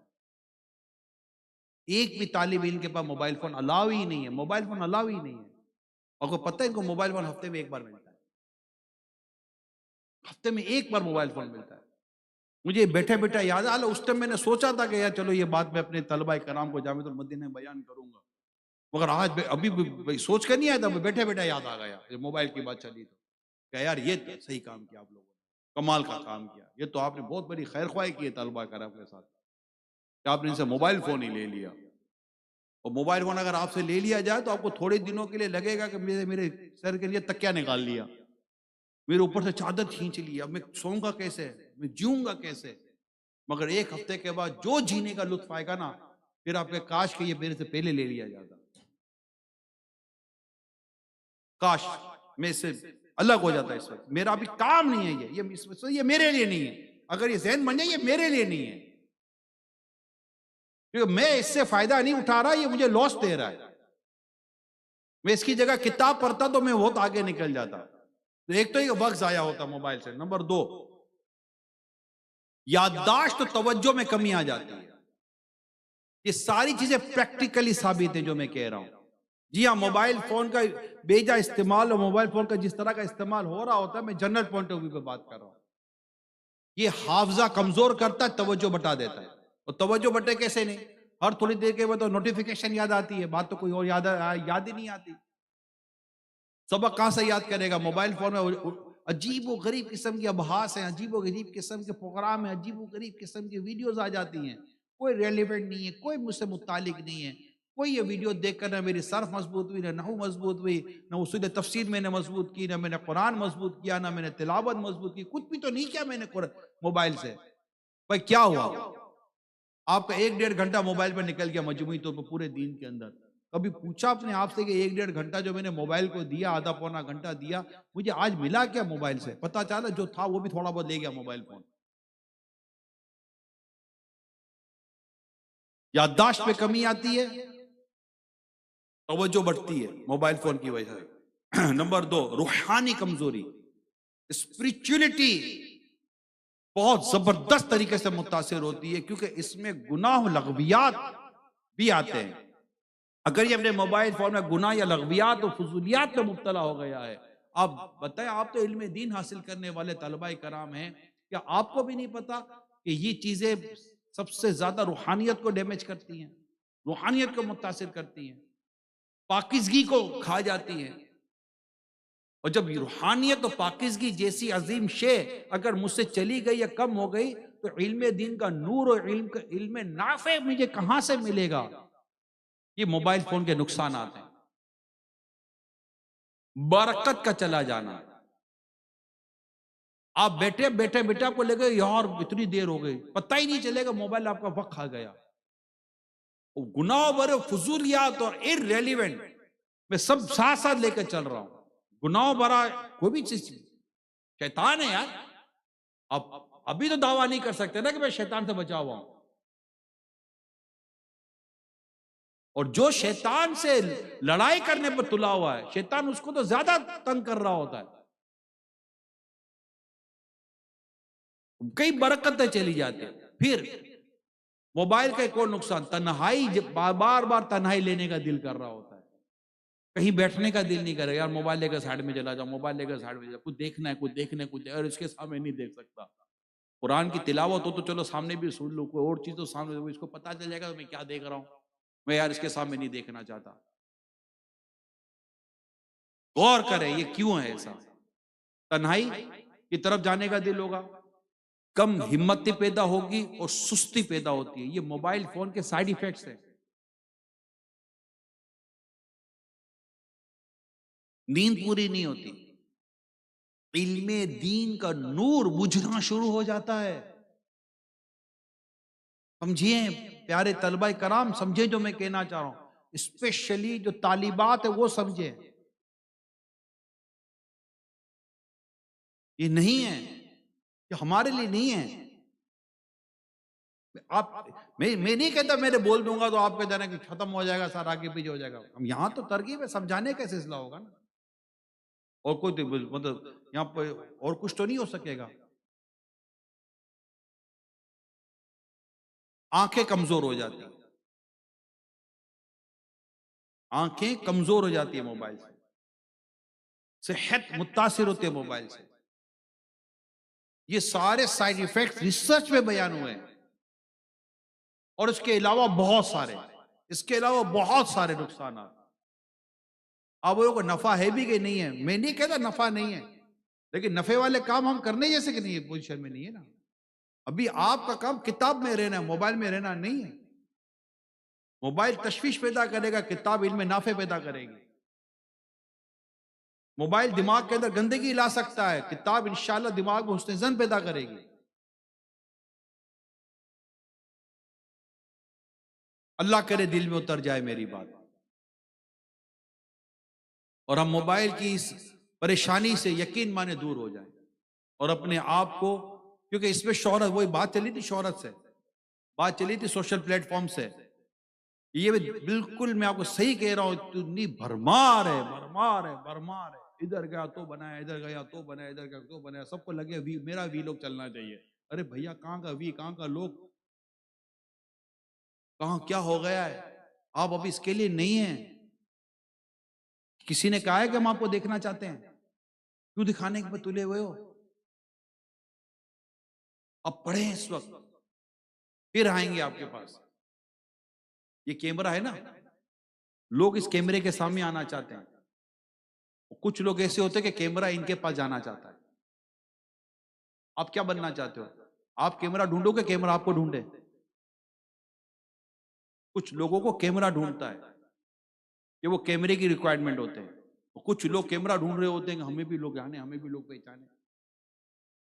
آپ کو لوگ ویڈیو کی وجہ سے نہ پہچانے، لوگ آپ کو آپ کے علم اور آپ کی معرفت اور آپ کے علم دین کی اور اسلام کی خدمت کے نام پر پہچانے۔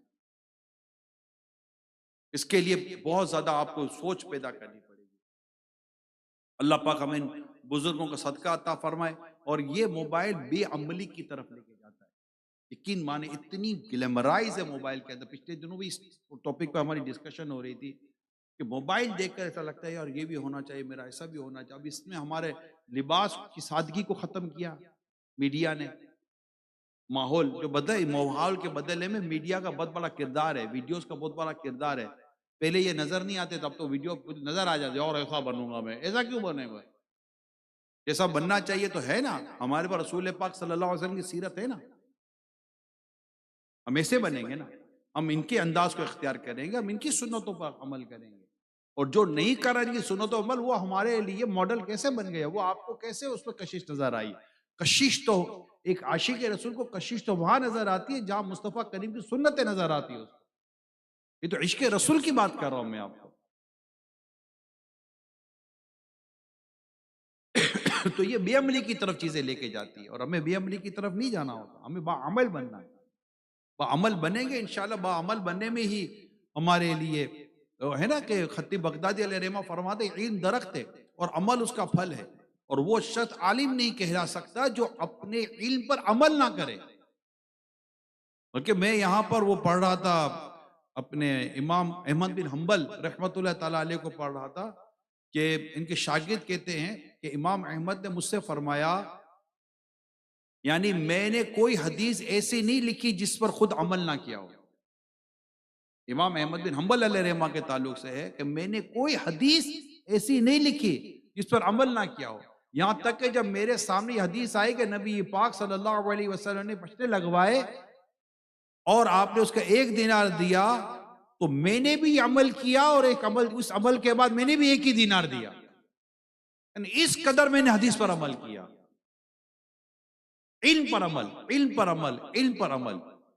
حضرت سفیان ثوری علیہ رحمہ فرماتے ہیں علم عمل کو پکارتا ہے، پس اگر وہ عمل جواب دے دے تو ٹھیک، ورنہ علم رخصت ہو جاتا ہے۔ مولا علی شیر خدا کرم اللہ تعالی وجہ الکریم کا ارشاد نقل ہے، اے علم کے حاملو اپنے علم پر عمل کرو، کیونکہ عالم تو وہی ہے جو اپنے علم کے مطابق عمل کرے، بس اس کا علم اور عمل باہم موافق ہوں۔ سفیان بن عیینہ رحمۃ اللہ تعالی علیہ فرماتے ہیں اہل علم وہی لوگ ہیں جو اپنے علم پر عمل کرتے ہیں۔ تو یہ علم پر عمل کرنا بڑا ضروری ہے، اور علم پر عمل کرنے کے لیے میں آپ کے سامنے چند چیزیں، کیونکہ ہم دعوت اسلامی کے دینی ماحول سے وابستہ ہیں، اور یقین مانے ہماری خوش قسمتی محض ایک ادارہ نہیں ہے، پوری تنظیم ہے۔ جامعۃ المدینہ اس تنظیم کا ایک جز ہے، جامعۃ المدینہ تنظیم کا ایک پارٹ ہے۔ یہ صرف ایک مدرسہ نہیں ہے، صرف ایک ادارہ نہیں ہے جہاں سے پڑھایا جائے گا، یہاں پر عمل کے لیے باقاعدہ ماحول ہمیں دستیاب ہے کہ آپ پڑھ رہے ہیں آپ عمل کریں، آپ پڑھ رہے ہیں آپ عمل کریں، آپ علم دین سیکھ رہے ہیں، عمل کرنے کے پورا پلیٹ فارم موجود ہے دعوت اسلامی کا۔ میں اس کے لیے آپ کی چند چیزیں درخواست کرتا ہوں، جامعۃ المدینہ کی مجلس کے لیے بھی، ہمارے اساتذہ کرام کے لیے بھی، اور ہمارے تمام طلبہ کرام اور جو طالبات اسلامی بہنیں ہیں وہ اپنے طور پر اس کو لینے کی کوشش کریں۔ چند چیزیں میں جلدی بیان کرنے کی کوشش کرتا ہوں۔ نمبر 1، اپنی اعمال کا جائزہ ضرور لے رہے ہیں۔ نیک اعمال کا جو رسالہ ہے جو طلبہ کرام کے لیے 92 ہے اور طالبات کے لیے تھوڑا ڈیفرنٹ ہے، اس کو ضرور اپنے اس میں لیں، اور اس کے لیے مجلس اس پر زیادہ کوشش کریں۔ نمبر 2، قافلوں میں سفر کریں۔ یہ تو ہے ہی ماہ قافلہ نومبر، لیکن جو جدول ہے آپ کے جامعۃ المدینہ کا، اس میں لازمی طور پر طلبہ کرام و اساتذہ کرام و مجلس لازمی طور پر قافلے میں سفر کریں۔ یہ باعمل بننے کے لیے میں آپ کو بتا رہا ہوں، باعمل بننے کے لیے بہت ضروری چیزیں ہیں۔ اور علم کو آپ جو علم حاصل کر رہے ہیں اس پر بہت جلدی زبردست طریقے سے عمل شروع ہو جائے گا اور آپ کو لطف ملے گا. یعنی ہمارا اپنا تجربہ یہ ہے. آپ کہتے تو کسی کو 2 سال ہو گئے، 5 سال ہو گئے، 8 سال ہو گئے. ہمارا تو 25 30 سال کا تجربہ جامعۃ المدینہ کے ساتھ. اگر آپ ہمارے تجربے کی بات کریں تو ملک و بیرون ملک میں ان طالب علم کو زیادہ آسانی پیدا ہوئی جو کہ طالب علم بھی رہے اور دعوت اسلام کے دینی کام کرتے رہے. انہوں نے زیادہ ترقیاں کی ہیں، وہ زیادہ آگے بڑھے. بلکہ میں آپ کو ایک بڑا اہم واقعہ بیان کروں. فیصلہ آباد کا ایک واقعہ ہے. علماء کرام جماعت ہے جو ہمارے دیگر عاشقان رسول علماء اہل سنت جماعت، ان کے ساتھ ایک ملاقات کا سلسلہ تھا. تو ملاقات کے سلسلے کے اندر ہی میں نے کہا کہ الحمدللہ ہمارے جامعۃ المدینہ میں طالب علم 12 ماہ کے لیے سفر کرتے ہیں. وہ بات کی تو ایک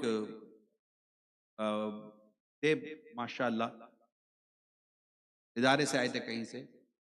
تو انہوں نے کہا یار آپ سے وہ ایک بات سمجھ میں نہیں آ رہی. آپ پڑھائی کے دوران آپ ایک طالب علم کو 12 ماہ کے لیے بھیج دیں گے، 1 سال کے لیے بھیج دیں گے تو اس کی پڑھائی تو ڈسٹرب ہو جائے گی. یہ پڑھے گا کیسے؟ وہ جامعۃ المدینہ دیگر عاشق رسول کے جو مدارس ہوتے ہیں وہاں سے آئے تھے. اہل محبت تھے تبھی تو ہم ساتھ بیٹھے ہوئے تھے، مگر ان کو ایک اشکال وارد ہوا.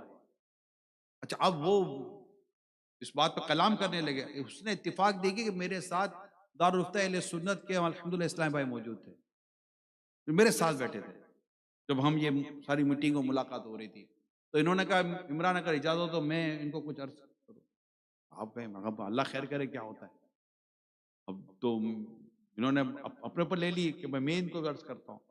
تو انہوں نے اپنا تعارف کیا کہ میرا یہ نام ہے، میرا یہ نام ہے، میں دارالفتہ اہل سنت میں ہوں، میں اس طرح یہ کر رہا ہوں.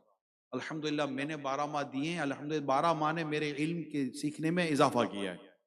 آج آپ کے اچھا اب میں تم اب سوچو وہ ہے نا قرار آ گیا بے قراری کو میرے، وہ آ گئی جہاں تنے بے جہاں میں آنا کیا ہے. ہمارے اس طالب علم ہمارے اسلامی بھائی نے دعوت اہل سنت کے ہیں، انہوں نے ہاتھوں ہاتھ یہ اپنا ہی بولا نا. میں آپ کے سامنے بیٹھا ہوں، میں دعوت اسلامی کے دعوت اہل سنت کے اندر میں بیٹھا ہوا ہوں. اور دعوت اہل سنت میں جا کر بیٹھ کر اگر کوئی متخصص بن گئے، نائب مفتی بن گئے تو یہ آپ سمجھتے ہیں کہ یہ آسان نہیں ہے. یہ منزل پانا وہ کیسے علم دین کی ہوں گے. میں 12 ماہ والا ہوں، میں نے 12 ماہ کی ہیں. تو اب اس کے بعد ان کے پاس انڈرسٹوڈ سے وہ بھی اہل علم تھے نا. تو اہل علم نے تو انہوں نے بحث تو نہیں کرنی تھی نا. انہوں نے بحث کے لیے انہوں نے کیا تھا، ایک اشکال تھا، جواب ان کے سامنے آ گیا. جواب میں نے بھی نہیں دیا، جواب نظر آ گیا، جواب خود چل کر آ گیا کہ میں ہوں اس کا جواب. تو میں تمام طلبہ کرام کو دعوت دیتا ہوں 12 ماہ کے مدنی، جنہوں نے 12 ماہ مدنی قافلہ نہیں کیا میں سب کو دعوت دیتا ہوں آج کے اجتماع میں. پلیز آپ خود سے پیش کریں خود کو. میں ابھی نہیں کہہ رہا کہ آپ کھڑے ہو جائیں، خود کو پیش کریں. اب بولے یہ وقت ہے، یہ وقت ہے. وقت آپ ہی کے پاس ہے، وقت اس کے پاس ہے، اور یہی وقت ہے. سچی بات تو یہی ہے، یہی وقت ہے کہ آپ سفر کر لیں 12 ماہ کے لیے، اور اس کے بعد آ کر ٹو بی کنٹینیو. الحمدللہ آپ اس کی برکتیں دیکھیں، نہ دیکھیں تو کہیے گا آخر سینکڑوں طلبہ کرام نے 12 ماہ سفر کیا ہوا ہے نا. اور ابھی بھی اس وقت ملک کے باہر دعوت اسلامی کے لیے جو ایز اے وقف ہیں، دینی کام میں مصروف ہیں، یا جنہوں نے خود کو پیش کر دیا، ان میں زیادہ بہت بڑی تعداد ہمارے مدنی اسلامی بھائیوں کی ہے. جامعۃ المدینہ کا کنٹریبیوشن بہت زیادہ ہے. مگر وہ کون ہیں جنہوں نے اس وقت دنیا بھر میں دین کے کام کو سنبھالا ہوا ہے، مسجدیں سنبھالی ہوئی ہیں اور دینی کام میں وہ اپنا حصہ ملا رہے ہیں؟ یہ وہ ہیں جنہوں نے زمانہ طالب علمی میں یہ سارے کام کیے تھے. ان کا درس نظامی بھی پورا ہوا، مدنی بھی ہو گئے، سند بھی مل گئی، دستار فضیلت بھی ہو گئی الحمدللہ. اور الحمدللہ دنیا بھر میں ملک و بیرون ملک خدمت بھی انجام دے رہے ہیں. کیا ہوا؟ کون کہتا ہے کہ جناب یہ پہلے کر لو نہ وہ پہلے کر لو؟ وہ جو بھی کہتا ہے اس کو اپنی جگہ پر ہے. یہ دیکھو کہ امیل سنت کیا فرماتے ہیں، ہمارے شیخ کیا فرماتے ہیں، ہمارے بڑے کیا کہتے ہیں.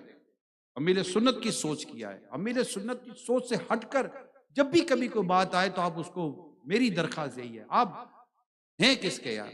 امیر علیہ سنت کے. ہم کس کے ہیں؟ امیر علیہ سنت کے. دعوت اسلامی کس کی؟ امیر سنت کی. جامع المدینہ کس کی؟ امیر سنت کی. تو کوئی بھی چاہے طالب علم ہو یا نگران ہو یا ذمہ دار ہو، کوئی بھی ہو، ہمیں اتنی تو سمجھ آ جائے گی کہ یہ جو گفتگو ہے نا، یہ مزاج امیر سنت کے خلاف ہے، یہ امیر سنت کے بتائے ہوئے طریقے کے خلاف ہے، یہ دعوت اسلامی کے دیے وہ اصول انداز کے خلاف ہے. نہ میرا موبائل اس پہ استعمال ہوگا، نہ میں استعمال ہوگا، نہ میرا کوئی ادارہ استعمال ہوگا، کچھ بھی نہیں. میں بھی دعوت اسلامی والا، میرا موبائل بھی دعوت اسلامی والا ہے. بس بات سمجھ رہے؟ اللہ کرے آپ میری بات سمجھ جائیں. اب بھی نہیں سمجھو گے تو کب سمجھو گے؟ میں بھی دعوت اسلامی کے جو انداز ہیں، جو طریقہ کار ہے، میں اس میں مکمل طور پر میں اس میں ڈھلا ہوا ہوں. نہ مجھے ادھر کا نظر آتا ہے، نہ ادھر کا نظر آتا ہے. مجھے صرف میری دعوت اسلامی، میری تنظیم کا کام اور میری تنظیم کے اصول مجھے نظر آتے ہیں. اس میں انشاءاللہ پیار، محبت، امن، ہر چیز موجود ہے. آپ کی ترقی بھی اس سے موجود ہے. انشاءاللہ دین کا فائدہ، مسجدوں کی تعمیر، دنیا بھر میں دین کا کام جو ہو رہا ہے ان اصولوں پر رہ کر ہو رہا ہے. آج ہم دنیا میں جا کر جو مسجدیں بناتے ہیں ان اصولوں کے وجہ سے بناتے ہیں. آج جو دنیا بھر سے چندہ آتا ہے، ڈونیشن، جی ہاں میں آپ کو بالکل الحمدللہ بالعالمین جو میرے معلومات لاسٹ جو میری معلومات ملی، اللہ پاک کی رحمت سے اس سال بھی دعوت اسلامی کا ٹیلی تھون پچھلے سال سے بڑھا ہے الحمدللہ. آپ سب کی کوششیں شامل ہیں. ہم ڈونیشن میں پلس ہوتے ہیں. یہ بات الگ ہے کہ جتنے ہمارے اخراجات ہیں، یعنی مثال کے طور پر ہمارے خرچے اگر 35 سے 40% بڑھے تو اس کے مطابق بھی ڈونیشن بڑھنا چاہیے، کیونکہ مہنگائی بھی اس کے بڑھتی چلی جا رہی ہے نا. آئے دن آپ کا پیٹرول مہنگا اور آئے دن آپ کے الیکٹرک کے یونٹ بھی مہنگے ہو رہے ہیں. تو مساجد کی کوئی بجلی فری تھوڑی ہوتی ہے. یا دعوت اسلامی کے نام پہ جو ٹرانسپورٹ چلتی ہے، آپ بھی تو ٹرانسپورٹ کے ذریعے یہاں ہیں نا، کہ پیدل چل کر آئے ہیں سارے. اس طرح اور سینکڑوں قسم کے اخراجات ہیں.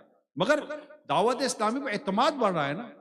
جو دعوت اسلامی مساجد چندے کا کرتی ہے، دعوت اسلامی چندہ کرتی ہے. اور یہ چندہ کرتی ہے سب کو یہی ہے کہ چندہ کرتی تو سب کو ہوگا ہی. تو سب مل کے کر رہے چندہ، آپ بھی کرو چندہ. جتنی دیر چندہ کر رہے ہو اتنی دیر چندہ کر لو تو اور چندہ بڑھ جائے گا. اور یہ چندے کا ہے کیا؟ چندے کا ہے کیا؟ چندے کی مسجد ہے، چندے کا جامع المدینہ ہے، چندے کا مدرسۃ المدینہ ہے. چندے یہ سب چندہ کہاں خرچ ہو رہا ہے؟ چندہ کہیں خرچ نہ ہو رہا ہوتا تو بات ہوتی. ہر سال پروگریس ہے، سالانہ رپورٹ تیار ہوتی ہے. 2 سپٹمبر کو یوم دعوت اسلامی ہم رپورٹ جاری کرتے ہیں. نئے شہروں میں کام شروع ہو جاتا ہے، نئے ملکوں میں. صرف افریقہ کا اگر میں بات کروں، جو ہمارے حاجی امین رکن شورا افریقہ کے اندر ہیں، تو 1 سے 1.5 سال کے اندر 12 سے 15 نئے ملکوں میں دعوت اسلامی کا دینی کام شروع ہوا ہے.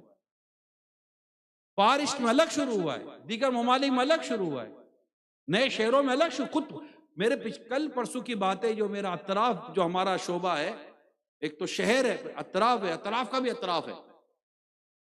کتنے اطرافوں میں دعوت اسلامی پہنچی؟ الحمدللہ کئی اطراف میں دعوت اسلامی پہنچ گئی، کئی جگہ وہ پہنچ گئی، کئی مسجدیں الحمدللہ کھلی ہیں، کئی چیزیں ہوئی ہیں. میں اب کہاں آپ کو لائیو ہو سب کے سامنے کیا ہر چیز میں کھول کر بیان کروں؟ اللہ پاک کی کروڑ رحمت ہے.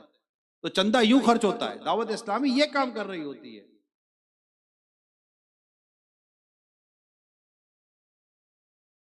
چلو باپو نے بھی لگے ہاتھ تو اپنا کام کر لیا. 4 ارب روپیہ تقریباً خرچہ ہے جامعۃ المدینہ بوائز کا. 4 ارب. آئیے عین والا نہیں، الف والا ارب ہے. ہو رہا ہے نا. دعوت اسلامی مقروض نہیں ہے. دعوت اسلامی کسی سے قرضہ لے کر نہیں چلتی. دعوت اسلامی کو جب بھی چندے کی ضرورت ہوتی ہے الحمدللہ ہمارے اسلامی بھائی موجود ہیں، یہ جاتے ہیں لے کر آ جاتے ہیں، اور ان کو پتہ ہے کہ خرچہ کہاں ہو رہا ہے. چندہ کرنے والے کو پتہ ہے کہ چندہ کہاں خرچ ہو رہا ہے، کیونکہ ہمارے پاس وہ چندہ کرنے والے ہیں جو چندہ دینے والے ہیں. جو چندہ دینے والے ہیں ان میں ایک بڑی تعداد ہے وہی چندہ کرنے والے ہیں. ان کو پتہ ہے کہ یہ چندہ کہاں خرچ ہو رہا ہے، یہ ڈونیشن کہاں خرچ ہو رہا ہے، کن کن کاموں پر خرچ ہو رہا ہے، اور امت کو اس سے کیا فائدہ ہو رہا ہے. دنیا میں یہ دعوت اسلامی کے جو دینی کام اس وقت پھیل رہا ہے وہ پھیلتا ہی چلا جائے گا الحمدللہ. یہ چل پڑی ہے گاڑی، یہ رکتی بکتی نہیں ہے. میرے رب نے چاہا تو رکتی نہیں ہے، بلکہ چل بھی نہیں رہی ہے، الحمدللہ مدینے کی طرف اڑ رہی ہے اللہ کی رحمت سے، اور ابھی بہت دور تک جانا ہے، بہت دور تک جانا ہے، بہت دور تک جانا ہے۔ ابھی تو بہت سارے جامعۃ المدینہ کھولنے، ابھی تو ہوا ہی کچھ نہیں ہے۔ ہمارے باعث صاحب تھوڑا ہمت توڑ دیتے کہ یار کتنے کھولیں گے، کیوں نہیں کھولیں گے یار، کیوں نہیں کھولیں گے؟ انشاءاللہ جامعۃ المدینہ اور ملٹی پلائی کریں گے جامعۃ المدینہ کو انشاءاللہ۔ کئی اہم شہروں میں جامعۃ المدینہ نہیں ہے، کئی اہم شہروں میں جامعۃ المدینہ نہیں ہے، اور انشاءاللہ بڑے بڑے جامعۃ المدینہ قائم کریں گے انشاءاللہ، بڑے بڑے۔ آپ جائیں گے تو آپ لگے کوئی یونیورسٹی میں آ گیا ہوں، اتنے بڑے بڑے جامعۃ المدینہ بنیں گے، یونیورسٹیز بنیں گی۔ آپ جب جامعۃ المدینہ سے فارغ ہوں گے انشاءاللہ، بلکہ پڑھتے پڑھتے ہی آپ کو دعوت اسلامی کا یہ جو ادارے ہیں دارالمدینہ، وہ انشاءاللہ آپ کو لے کر چلے گا۔ آپ کو اللہ پاک نے چاہا تو، میرے طلبہ کرام کو پریشان ہونے کی رب نے چاہا تو ضرورت نہیں ہے، بس دعوت اسلامی کے ساتھ چلتے رہیں۔ آپ کی دینی اور دنیاوی تعلیم، آپ کی سکلز، آپ کی مہارت، آپ کی صلاحیتیں، آپ کی دعوت اسلامی انشاءاللہ آپ کو لے کر چلتی رہے گی، مگر آپ تحریک کے ساتھ چلیں، تنظیم کے ساتھ آپ چلیں۔ اور آپ کہیں یار یہ تو کہہ رہا ہے، ہوا تو کچھ نہیں ہے، ان سے پوچھو جن کے ساتھ ہوا ہے۔ کسی کے ساتھ نہ ہوا ہو تو بات کی جاتی ہے، ان سے پوچھو جن کے ساتھ ہو رہا ہے، جو پڑھ رہے ہیں، جو سیکھ رہے ہیں، جو آگے بڑھ رہے ہیں۔ کنز المدارس بورڈ کی کبھی رپورٹ تو پڑھے، کنز المدارس بورڈ اتنے کم عرصے کے اندر کہاں کے کہاں پہنچ گیا۔ کنز المدارس بورڈ کے ایفرٹس تو پڑھیں، آپ کا تو اپنا ہے، یہ تو آپ کا اپنا بورڈ ہے نا، یہ تو آپ کا اپنا بورڈ ہے نا۔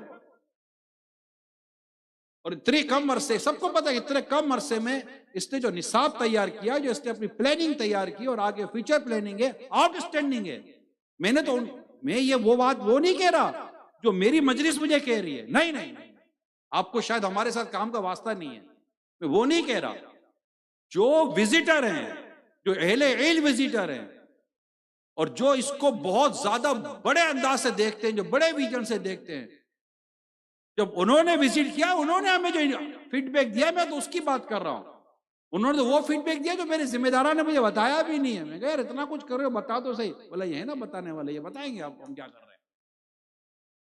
کامیابی کا اپنا ساؤنڈ ہے، یاد رکھیے، کارکردگی کی اپنی آواز ہے، کام کرنے والا نہیں، اس کی کامیابی بولتی ہے کہ میں ہوں۔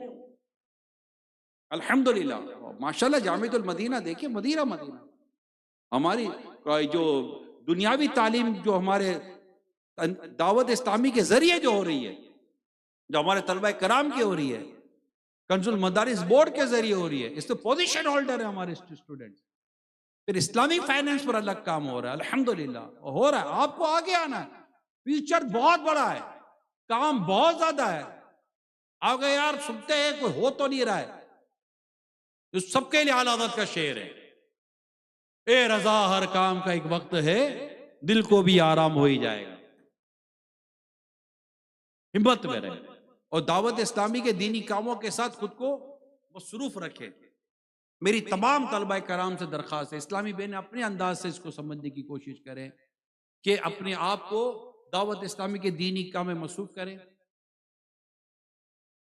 ایک مسجد اگر ہو سکے تو اپنے ذمہ لے لیں کہ یہ مسجد میری، یعنی نگران کی مشاورت سے یہ مسجد میری، اس میں جمعہ بھی میں پڑھوں گا، اس میں نمازیں بھی میں آ کر پڑھوں گا، اس میں درس بھی دوں گا، اس میں درس بھی سنوں گا، میں مدرسۃ المدینہ بالیگان بھی یہاں کر پڑھاؤں گا۔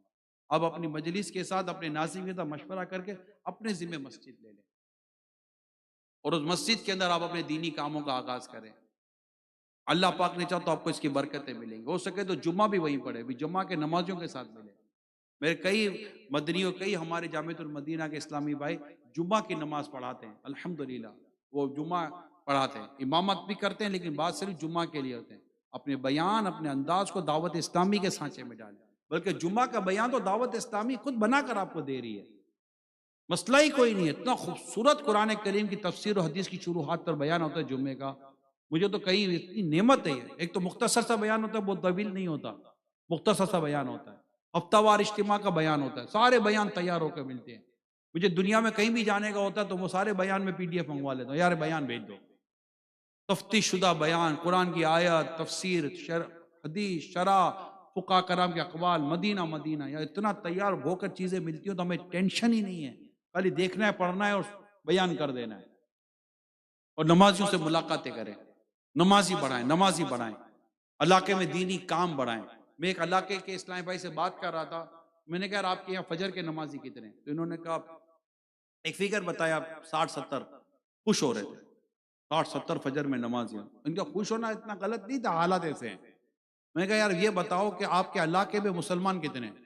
اگر یہ سارے فجر میں آئے تو، یا ان کا 50% فجر میں آ جائے تو آپ کی تو جگہ تو ویسے تو 4 جگہیں بنانی پڑے گی۔ ہاں یہ تو ہے۔ میں نے کہا یار آپ 60-70 پر خوش ہونے کے بجائے افسردہ کیوں نہیں ہو رہے ہو؟ آنسو کیوں نہیں بہاتے ہو؟ ان کو کون لائے گا فجر کے اندر جو گھروں میں سوئے ہوئے ہیں، یہ جو جماعتیں چھوڑ کر گھروں میں نماز پڑھ لیتے ہیں؟ یہ تو ہے۔ اور کیا کروں میں؟ انفرادی کوشش کریں، سب کے لیے میں کہہ رہا ہوں، انفرادی کوشش، ایک پہ انفرادی کوشش کریں۔ آپ بھی فجر میں، آپ بھی فجر میں، آپ بھی فجر میں، فجر میں لائیں، دیگر جماعتوں کے ساتھ لائیں۔ اپنے طلبہ کرام کو دیکھیں جو آپ کے ساتھ جامعۃ المدینہ میں پڑھ رہے ہوتے ہیں، ان کی نمازیں با جماعت ہو رہی کہ نہیں ہو رہی؟ سب کو کہ آپ کہ یہ اعلان کرنا تو میں نے کر دیا نا، جامعۃ المدینہ کے طلبہ وغیرہ سب سن ہی رہے نا۔ اعلان پر ہی اگر گزارا کرنا ہے تو اعلان ہم کر چکے، اب آپ بھی اعلان کرو گے تو پھر سب اعلان ہی کرتے رہیں گے تو پھر ہوگا کب؟ آپ انفرادی کوشش کریں، پیار محبت کے ساتھ، جماعت کے ساتھ مسجد میں جا کر نماز پڑھانے کی عادت بنائیں، مسجد آباد کریں گے انشاءاللہ۔ اور زیادہ سے زیادہ طلبہ کرام کو، نمازیوں کو دعوت اسلامی کے دینی ماحول سے وابستہ کریں۔ ایسے پرفتن دور میں بہت ضروری ہے۔ اور ہر ایک کو نعرہ یاد کراؤ، ہر صحابی یہ نبی، ہر صحابی یہ نبی، محمد مصطفیٰ آمینہ کا لاڈلا، سب سے آخری نبی۔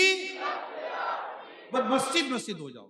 اللہ میری مجلس کو سلامت رکھے، جامعۃ المدینہ کی، میرے ناظمین کو اللہ سلامت رکھے، اللہ آپ کی اللہ آپ کو اور برکت دے، اللہ آپ سے اور کام لے، میرے اساتذہ کو اللہ پاک سلامت رکھے۔ جو میں نے درخواستیں کی ہیں، یہ بیان ایک ہو جاتا ہے، لیکن اگر ان میں وہ باتیں جن کو آپ کو بھی لگتا ہے کہ یار اس کے فوائد حاصل ہوں گے، دعوت اسلامی کو، اسلام کو، سنیت کو اس کے فوائد ملیں گے، تو پھر درخواست یہ ہے کہ اس کو آپ لے کر چلیں، لباس کی سادگی پر لائیں۔ کبھی طالب علم اپنے آپ کو جو سادگی سے ہٹ کر ہیں، کبھی آئینے کے سامنے کھڑا ہو کر پوچھے یار مجھے ایسا ہونا چاہیے، شاید وہ خود ہی کہے گا اندر سے آواز آئے گی، منہ سے نہیں نکال سکے گا دیکھ کر بھی کہ نہیں ایسا نہیں ہونا چاہیے۔ کیسا ہونا چاہیے؟ مجھے امامے والا ہونا چاہیے، مجھے زلفوں والا ہونا چاہیے، سنت و برا میرا لباس ہونا چاہیے، مجھے مسواک والا ہونا چاہیے، پردے میں پردے کرنے والا ہونا چاہیے، حیا کا پیکر ہونا چاہیے۔ خود آپ کہیں گے آپ کو دیکھ کر، مجھے چلتی پھرتی سنتوں کی تصویر ہونا چاہیے، کیونکہ مجھے اسی طرف لانا ہے۔ مجھے لوگوں کو اپنے پیچھے، اپنے لباس کے پیچھے، اپنے ڈریسنگ کے پیچھے نہیں چلانا، مجھے آقا کی امت کو آقا کی سنتوں کے پیچھے چلانا ہے۔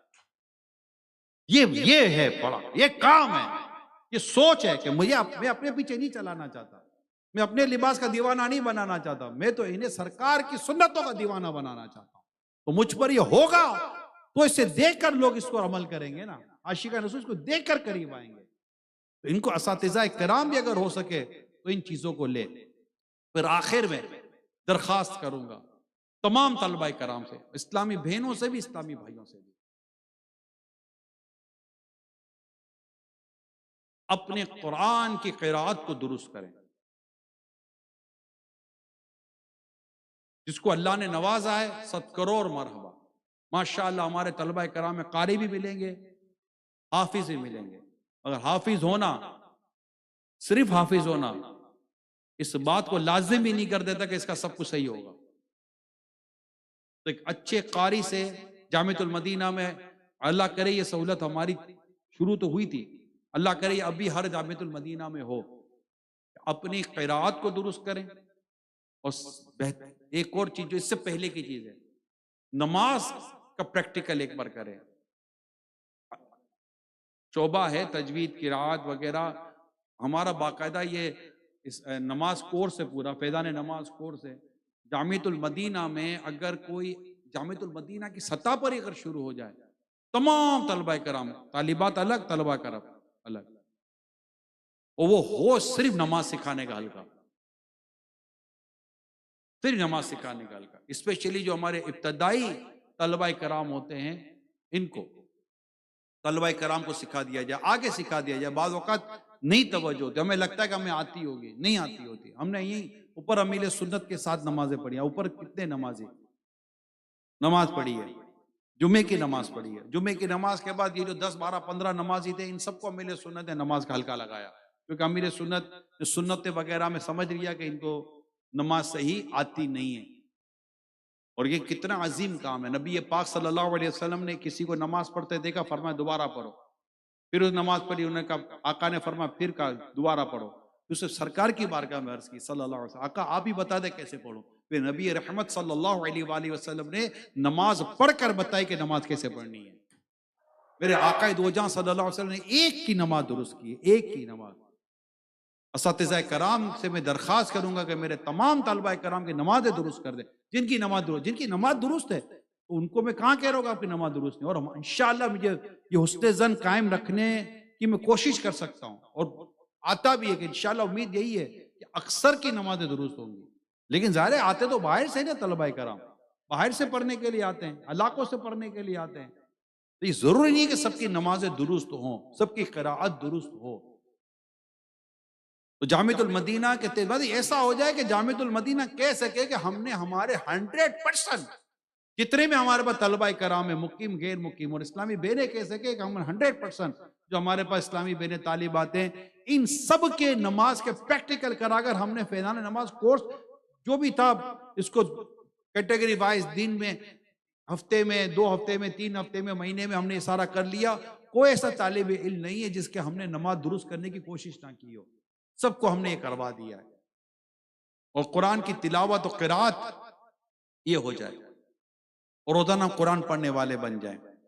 پھر ساتھ ہی ساتھ صفائی ستھرائی، اپنے آپ کو انتہائی صاف رکھیں، اپنے لباس کو انتہائی صاف، سادگی اور صفائی کو ساتھ کرائیں، اپنے لباس کو انتہائی صاف ستھرا رکھیں، داغ دبے نہ ہو، میلے کچیلے نہ ہوں، بدن سے، منہ سے، کپڑوں سے، امامے سے، اپنے بستر سے، کہیں سے بھی بدبو نہیں آنی چاہیے۔ آقا صلی اللہ علیہ وسلم کو بدبو پسند نہ تھی، میرے آقا تو خوشبو پسند کرتے تھے، اور آقا خوشبو پسند کیوں نہ کریں، آقا تو وجود مسعودی خوشبو تھا، جن کے تو پسینے میں خوشبو ہے۔ امبر زمین عبیر ہوا مشک تر غبار، ادنا سے یہ شناخت تیری راہ گزر کی، گزرے جس راہ سے وہ سید والا ہو کر، رہ گئی ساری زمین امبر سارا ہو کر۔ اللہ کرے کہ ہم اسی طرح سنت تنظیف کو اختیار کریں، ناخن کا تراشنا، مونچھوں کا تراشنا، اپنی داڑھی، ایک مٹھی داڑھی ہو اس کو سنوارتے رہنا، مطلب داڑھی ہو، بالوں کا اکرام کریں، تو حدیث میں آیا ہے۔ تیل کا استعمال کریں، زلفوں بال بنا کر رکھیں، امامہ شریف دھلا ہوا ہو، لباس دھلا ہوا ہو، چادر دھلی ہوئی ہو، اسے بدبو نہ آتی ہو، ہمارے وجود سے، ہمارے کردار، سچی بات تو ہے نہ ہمارے ظاہر سے بدبو آئے نہ ہمارے باطن سے بدبو آئے۔ بولے بھی تو ایسا بولے گا، اگلا بولے تو بول یا مزہ آ رہا ہے، اتنا خوبصورت جملہ بولے، اتنی خوبصورت بات کریں، لوگ آپ کے اخلاق کی تعریف کریں، آپ کے کردار کی تعریف کریں، مسکراتا ہوا چہرہ ہو۔ نبی پاک صلی اللہ علیہ وسلم مسکراتے تھے۔ میرے تمام طلبہ کرام کو چاہیے کہ مسکرانے کی عادت پیدا کریں۔ یہ ہوتا ہے بعضوں کا پتہ نہیں کیا ہوتا ہے کہ ہمارے طلبہ کرام کم مسکراتے ہیں، یہ کم کیوں مسکرائیں گے؟ یعنی بلا تعجب نہیں، کہا نہیں لگانا، مسکرانا ہے، مسکرانے میں بھی وقار ہے، مسکرانے میں وقار ختم نہیں ہو جاتا، بلکہ جو مسکراتے ہیں اس کے قریب آتے ہیں۔ منہ تربوز کی طرح پھلا ہوا، سیزن ہو یا نہ ہو، منہ تربوز ہے، تو یہ نہیں ہوتا، کھلا کھلا سا چہرہ ہونا چاہیے، حشاش بشاش چہرہ ہونا چاہیے۔ یعنی یہ تو اٹھنے کے بعد بھی لگتا ہے کہ یہ سویا ہی ہے، اٹھنے کے بعد تو لگے ہی اٹھائے، خود اس کو نہیں لگتا کہ میں اٹھاؤں، اس کو لگتا ہے یار نیند نہیں ہوئی، کیوں نیند نہیں ہوئی ہے؟ رات بھر موبائل پہ لگے رہے ہوگے تو نیند نہیں ہوئی ہوگی۔ میری درخواست یہ ہے کہ سنت تنظیف کو بھی اختیار کریں، مسجد آباد کریں، جو میں نے چند درخواستیں کی ہیں، اور انشاءاللہ فیضان مدنی مذاکرہ، فیضان مدنی مذاکرہ تمام طلبہ کرام سے ایک بار پھر درخواست ہے، اسلامی بہنوں سے درخواست ہے، کبھی مدنی مذاکرہ نہ چھوڑیں۔ جامعۃ المدینہ کی مجلس اس کا اہتمام کریں، اور تمام طلبہ کرام کو، آپ دیکھتے ہوگے نیپال کا جامعۃ المدینہ ہر ہفتے ایسا ڈسپلن کے ساتھ دیکھتے ہیں، اچھا کہیں ریگولر کسی ہفتے چھٹی نہیں ہوتی، بالکل ریگولر نیپال کا جامعۃ المدینہ، نیپال گنج. جب ہم گئے تھے جنگل ویران تھا، جب میں فرسٹ ٹائم وہاں گیا تھا، جنگل ویران. آپ بولو یار یہاں کہاں آ گئے؟ وہاں بھی ہمارے وہیں ہم نے سارے ہمارے سلسلے شروع کیے تھے. اور جس طرح پہنچے تھے ہمیں پتہ ہے کس طرح پہنچے تھے. وہ کہتا گرتے پڑتے پہنچے، گر پڑ کے یہاں پہنچا نہیں ایسا تھا. لیکن آج الحمدللہ زبردست فیضان مدینہ جامعۃ المدینہ، اللہ کی رحمت سے، اللہ کی رحمت سے.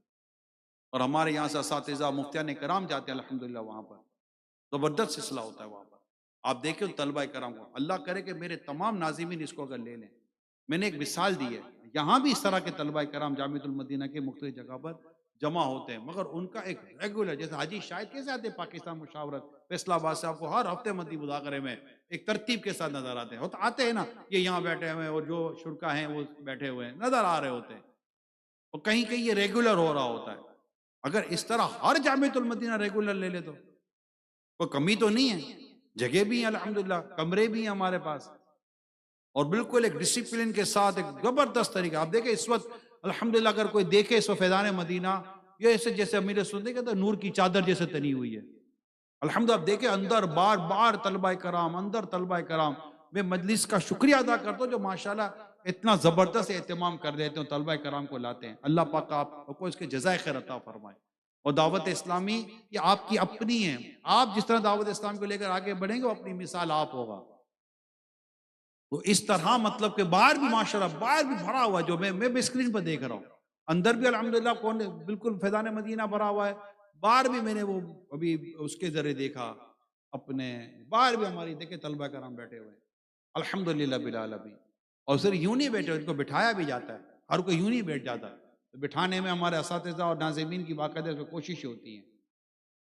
تو انشاءاللہ مدنی مذاکروں میں شرکت کریں گے، کریں گے. اللہ پاک ہمیں توفیق عطا کرے. کبھی بھی مدنی مذاکرہ چھوڑنے کی عادت نہ رکھیں. مدنی مذاکرہ جہاں بھی ہوں اس کی آپ اپنا اخلاقی ذمہ داری لیں، تنظیمی ذمہ داری لیں، علم دین سیکھنے کا بہترین ذریعہ لیں.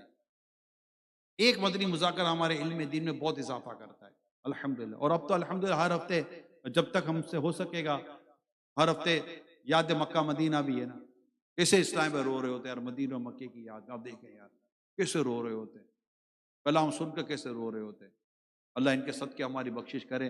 اللہ پاک ہم سب کو بار بار مدینہ دکھائے، بار بار مدینہ دیکھیں، بار بار مکہ دیکھیں، اور واپس بھی آئیں.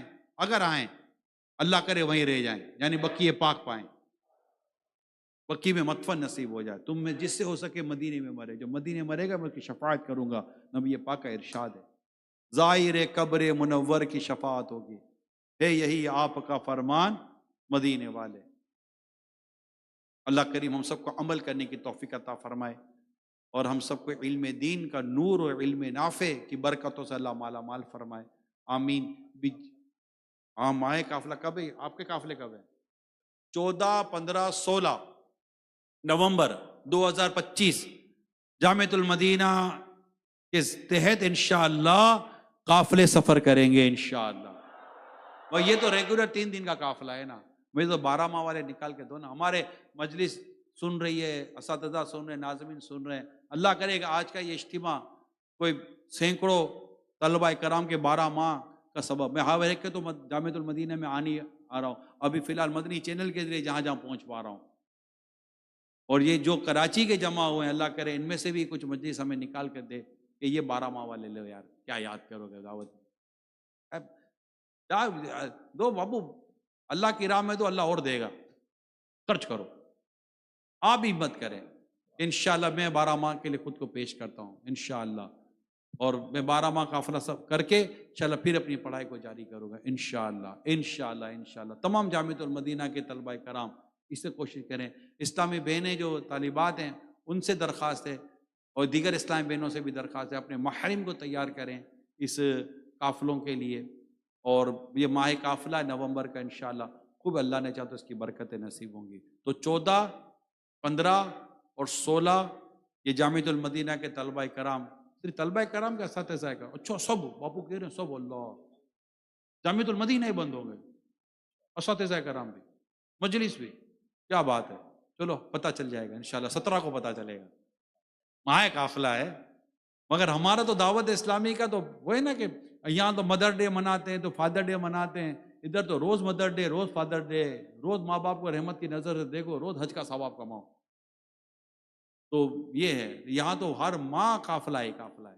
جامعۃ المدینہ کے جدول میں تو قافلہ شامل ہے، ہفتہ وار اجتماع شامل ہے. طلبہ کرام جتنا ہفتہ وار اجتماع میں برکتیں اور رونقیں بڑھا سکتے ہیں نا، یقین مانیں آپ تو ہیں ہی جامعۃ المدینہ میں. آپ کو تو کام کا چھوڑ کر تو آنا نہیں ہے کہ دکان بند نہیں ہوئی تھی، یہ تھا وہ تھا. مجلس خود ہی اہتمام کرتی ہے، آپ کو لاتی ہے آپ کے ہفتہ وار اجتماع میں. تو تمام طلبہ کرام اول تا آخر ہفتہ وار اجتماع میں شرکت کی نیت کریں. اللہ توفیق دے تو مدرسۃ المدینہ بالغان ضرور پڑھائیں. آپ کی اپنی دعوت اسلامی ہے. آپ کو بار بار یہ ترغیب، یقیناً ترغیب ایک کام کا حصہ ہے، لیکن آپ کی اپنی دعوت اسلامی ہے. کہتے ہیں یار میری دعوت اسلامی، مجھے کیا ترغیب کی ضرورت ہے، سارے کام میرے ہی تو ہیں، میں نہیں کرنے ہیں. اور میں انشاءاللہ سارے دینی کام جو دعوت اسلامی کے تحت مخصوص دینی کام ہے انشاءاللہ ہم بھی کریں گے. اللہ پاک عمل کرنے کی توفیق عطا فرمائے. آمین بجاہ خاتم نبیین صلی اللہ تعالی علیہ وآلہ وسلم. صلو علی الحبیب. صلی اللہ تعالی علی